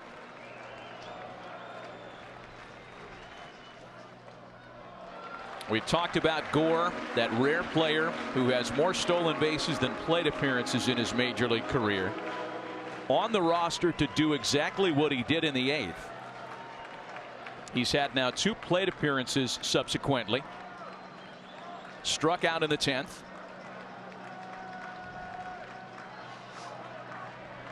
Gore, Baez, and Almora. And if you're Gore and you see where the first baseman's playing, there's a push bunt there for a base hit. He's thinking the same way. 2 balls and a strike. If you see where the first baseman is playing right now, all you have to do is get it by the pitcher, and then it's a foot race. And Gore is going to outrun everybody in the stadium. Shortens up again and takes a strike.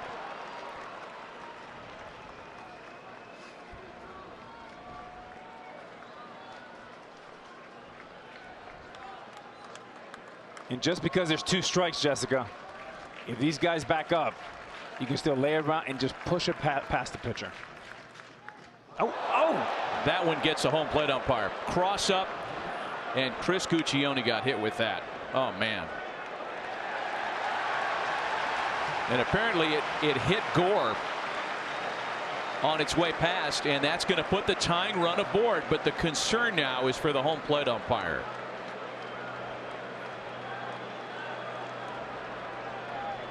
Now this is the cross-up right here.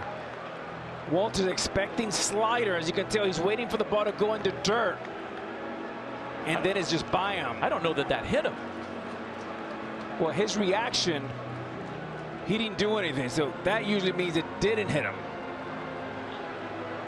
Oof.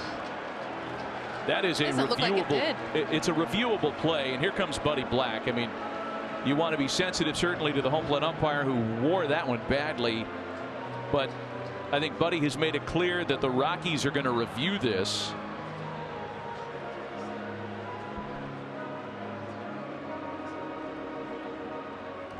That misses him. They're just going to bring him back. That misses him. Gore tried to sell it like he got hit.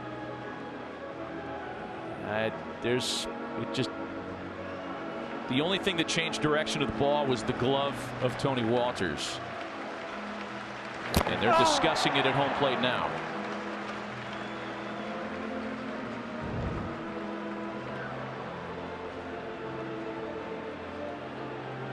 So Buddy Black challenging the call on the field of hit batsman. And you know, if you're Terrence Gore and you have 1 career base hit, 1, why not try to sell that? Absolutely.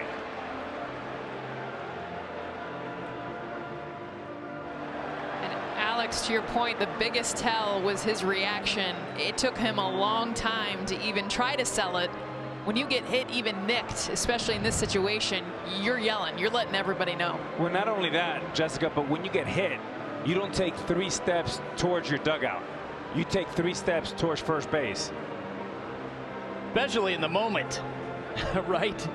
Under the current circumstance, you know, he'd be running to first base. Especially when you're Gore. And you only got 1 hit. I mean, right now, Terrence knows he's getting away with something for the moment. Look, in real time, it's impossible to tell because you see the home plate umpire buckle. Well, and it looked like it hit him from that look when it was live. And Jess, the reason you know it was a cross-up, if you look at the way the catcher Wolters was expecting this pitch, he got really wide. Almost like a goalie in hockey, expecting the ball into dirt. Yeah, they're sending him back. So the challenge by Bud Black pays off. The call of hit batsman is overturned, and Gore's going to have to dig back in there with a full count, and he knew it. didn't put up any argument. And if you're Gore and it's 3-2, pitchers throw strikes about 50% of the time. That's 500. Do not swing. His run is a big one, obviously, and with his wheels in particular. So here we go. Oberg set. The 3-2. Got him swinging. Wow. And he made him chase, too, to your point, Alex. And Matt, we talked about 3-2 being the money pitch, and the most important pitch to dominate in October is usually a chase pitch. The reason why is called anxiety, and in October it rises like the summer heat. There is no reason for Gore to even think about swinging here. Right now he would be at second base with no outs. Crucial mental mistake. So the third challenge by the Rockies tonight is their biggest, and it's the first one that goes their way. Now it's Javi Baez.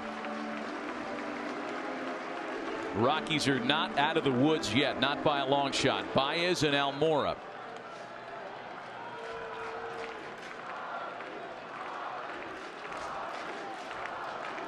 It was Baez's 2-strike double that tied the game in the 8th. 1-1.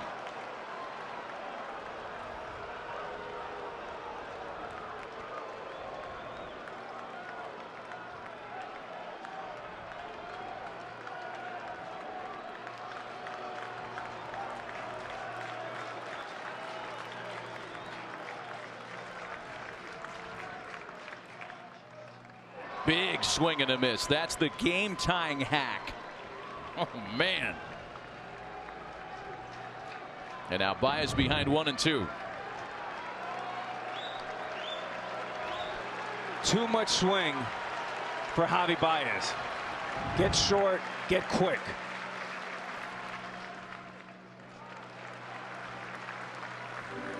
We mentioned Baez, the MVP of the 2016 NLCS. Since that series, he's just 8 for 60 in postseason play.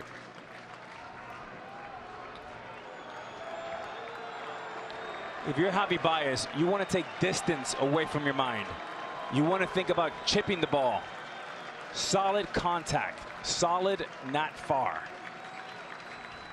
2 balls and 2 strikes. Oberg set. The 2-2 home gets him swinging. And the Cubs are down to their final out of the 2018 season.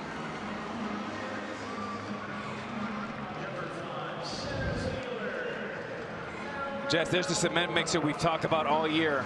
One of the most effective pitches in the game. And too much swing in that situation for Javi Baez. And the crazy thing, it's a huge miss for Oberg. Wolters set up low and away, wanting that slider to end up there. It backs up. He gets the strikeout. Albert Almora Jr. represents the last chance for Chicago.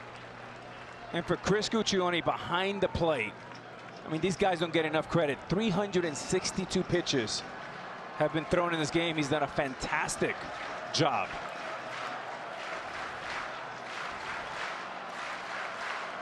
Almora's had a nice night. Chicago down to their last strike. And you got to go back, Matt, to the 3-2 slider to Gore. And that changed the momentum of his inning. Is that cautious optimism on the visiting side or what? There is not a hint of we're going to rush out onto the field and celebrate. Not yet. Now it's time! The Colorado Rockies have gone on the road and defeated the Cubs to move on to the division series.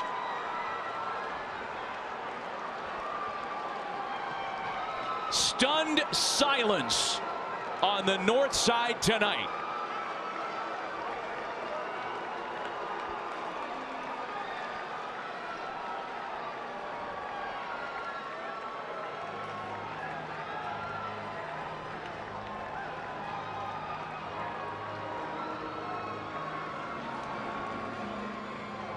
Just a day after the Brewers celebrated here at Wrigley Field. A visiting team does the same in back-to-back games. And the Cubs' 2018 season has come to a surprising end.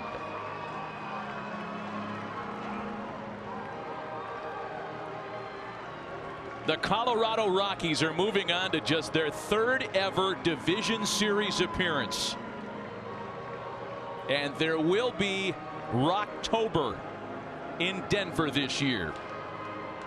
The team effort it took. Kyle Freeland, 7 innings. Nolan Arenado to get the Rockies on the board early in this game. Tony Wolters with the huge hit.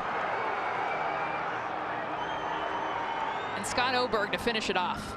Longest game in Wrigley postseason history, over 4 hours. Tony Wolters, by the way, a guy with fewer than 200 career ABs, a 170 career hitter, and as we speak, they've started construction on the Tony Wolters statue at Coors Field, right next to Todd Helton, Larry Walker, and Jason Jennings. I probably could have done better than that. And John Elway. No, but I got to tell you, Wolters is one of these guys that is a big character, very respected. And there's Buster. And he's standing by with Buster. Tony Wolters, you just etched your name in baseball history. How did that feel? I felt pretty good. Our team been grinding, working our tails off. Did a great job getting this win. Okay, walk us through that at bat, especially after you fell behind in the count. I was looking out over, trying to get something to just put in the outfield. About the pitch, got a change up, hit up the middle, felt great. That was a good feeling right there. Okay, how did you guys sort of survive that as that game goes along? You lose the lead in the 8th inning, and then 0 after 0 after 0. What was the mood on the bench? You know, the mood on the bench, we didn't give up. We have warriors on this team. We've made comeback wins all the time this year. You know, something that wasn't new to us. So we're used to coming back right here, getting a win. This is a great win for us and the Rockies. We're just going to keep on doing it. Moving forward, how dangerous is this team? It's dangerous, that's for sure. Feel bad for the blue back there, but should have caught that pitch. A little quick one right there, but it's dangerous, but it's fun. Tony, thanks. Back to you. All right, Buster, thanks. The Colorado Rockies with an improbable, unbelievable run down the stretch. That's reminding some of the folks in Denver of what happened perhaps at the end of the 2007 season when they went on a run and got all the way to the Fall Classic. It's the Rockies that emerged from the wild card game. They've got a date with the Brewers on Thursday. Coming up next for you, Sports Center with Scott Van Pelt. The Rockies defeat the Chicago Cubs by a final of 2-1. For Jessica Mendoza, Alex Rodriguez, Buster Olney, Matt Vasgersian, thanking you for joining us tonight and all season long after a thrilling wild card game in Chicago. Good night from Wrigley. Let's send you to Sports Center with Scott Van Pelt.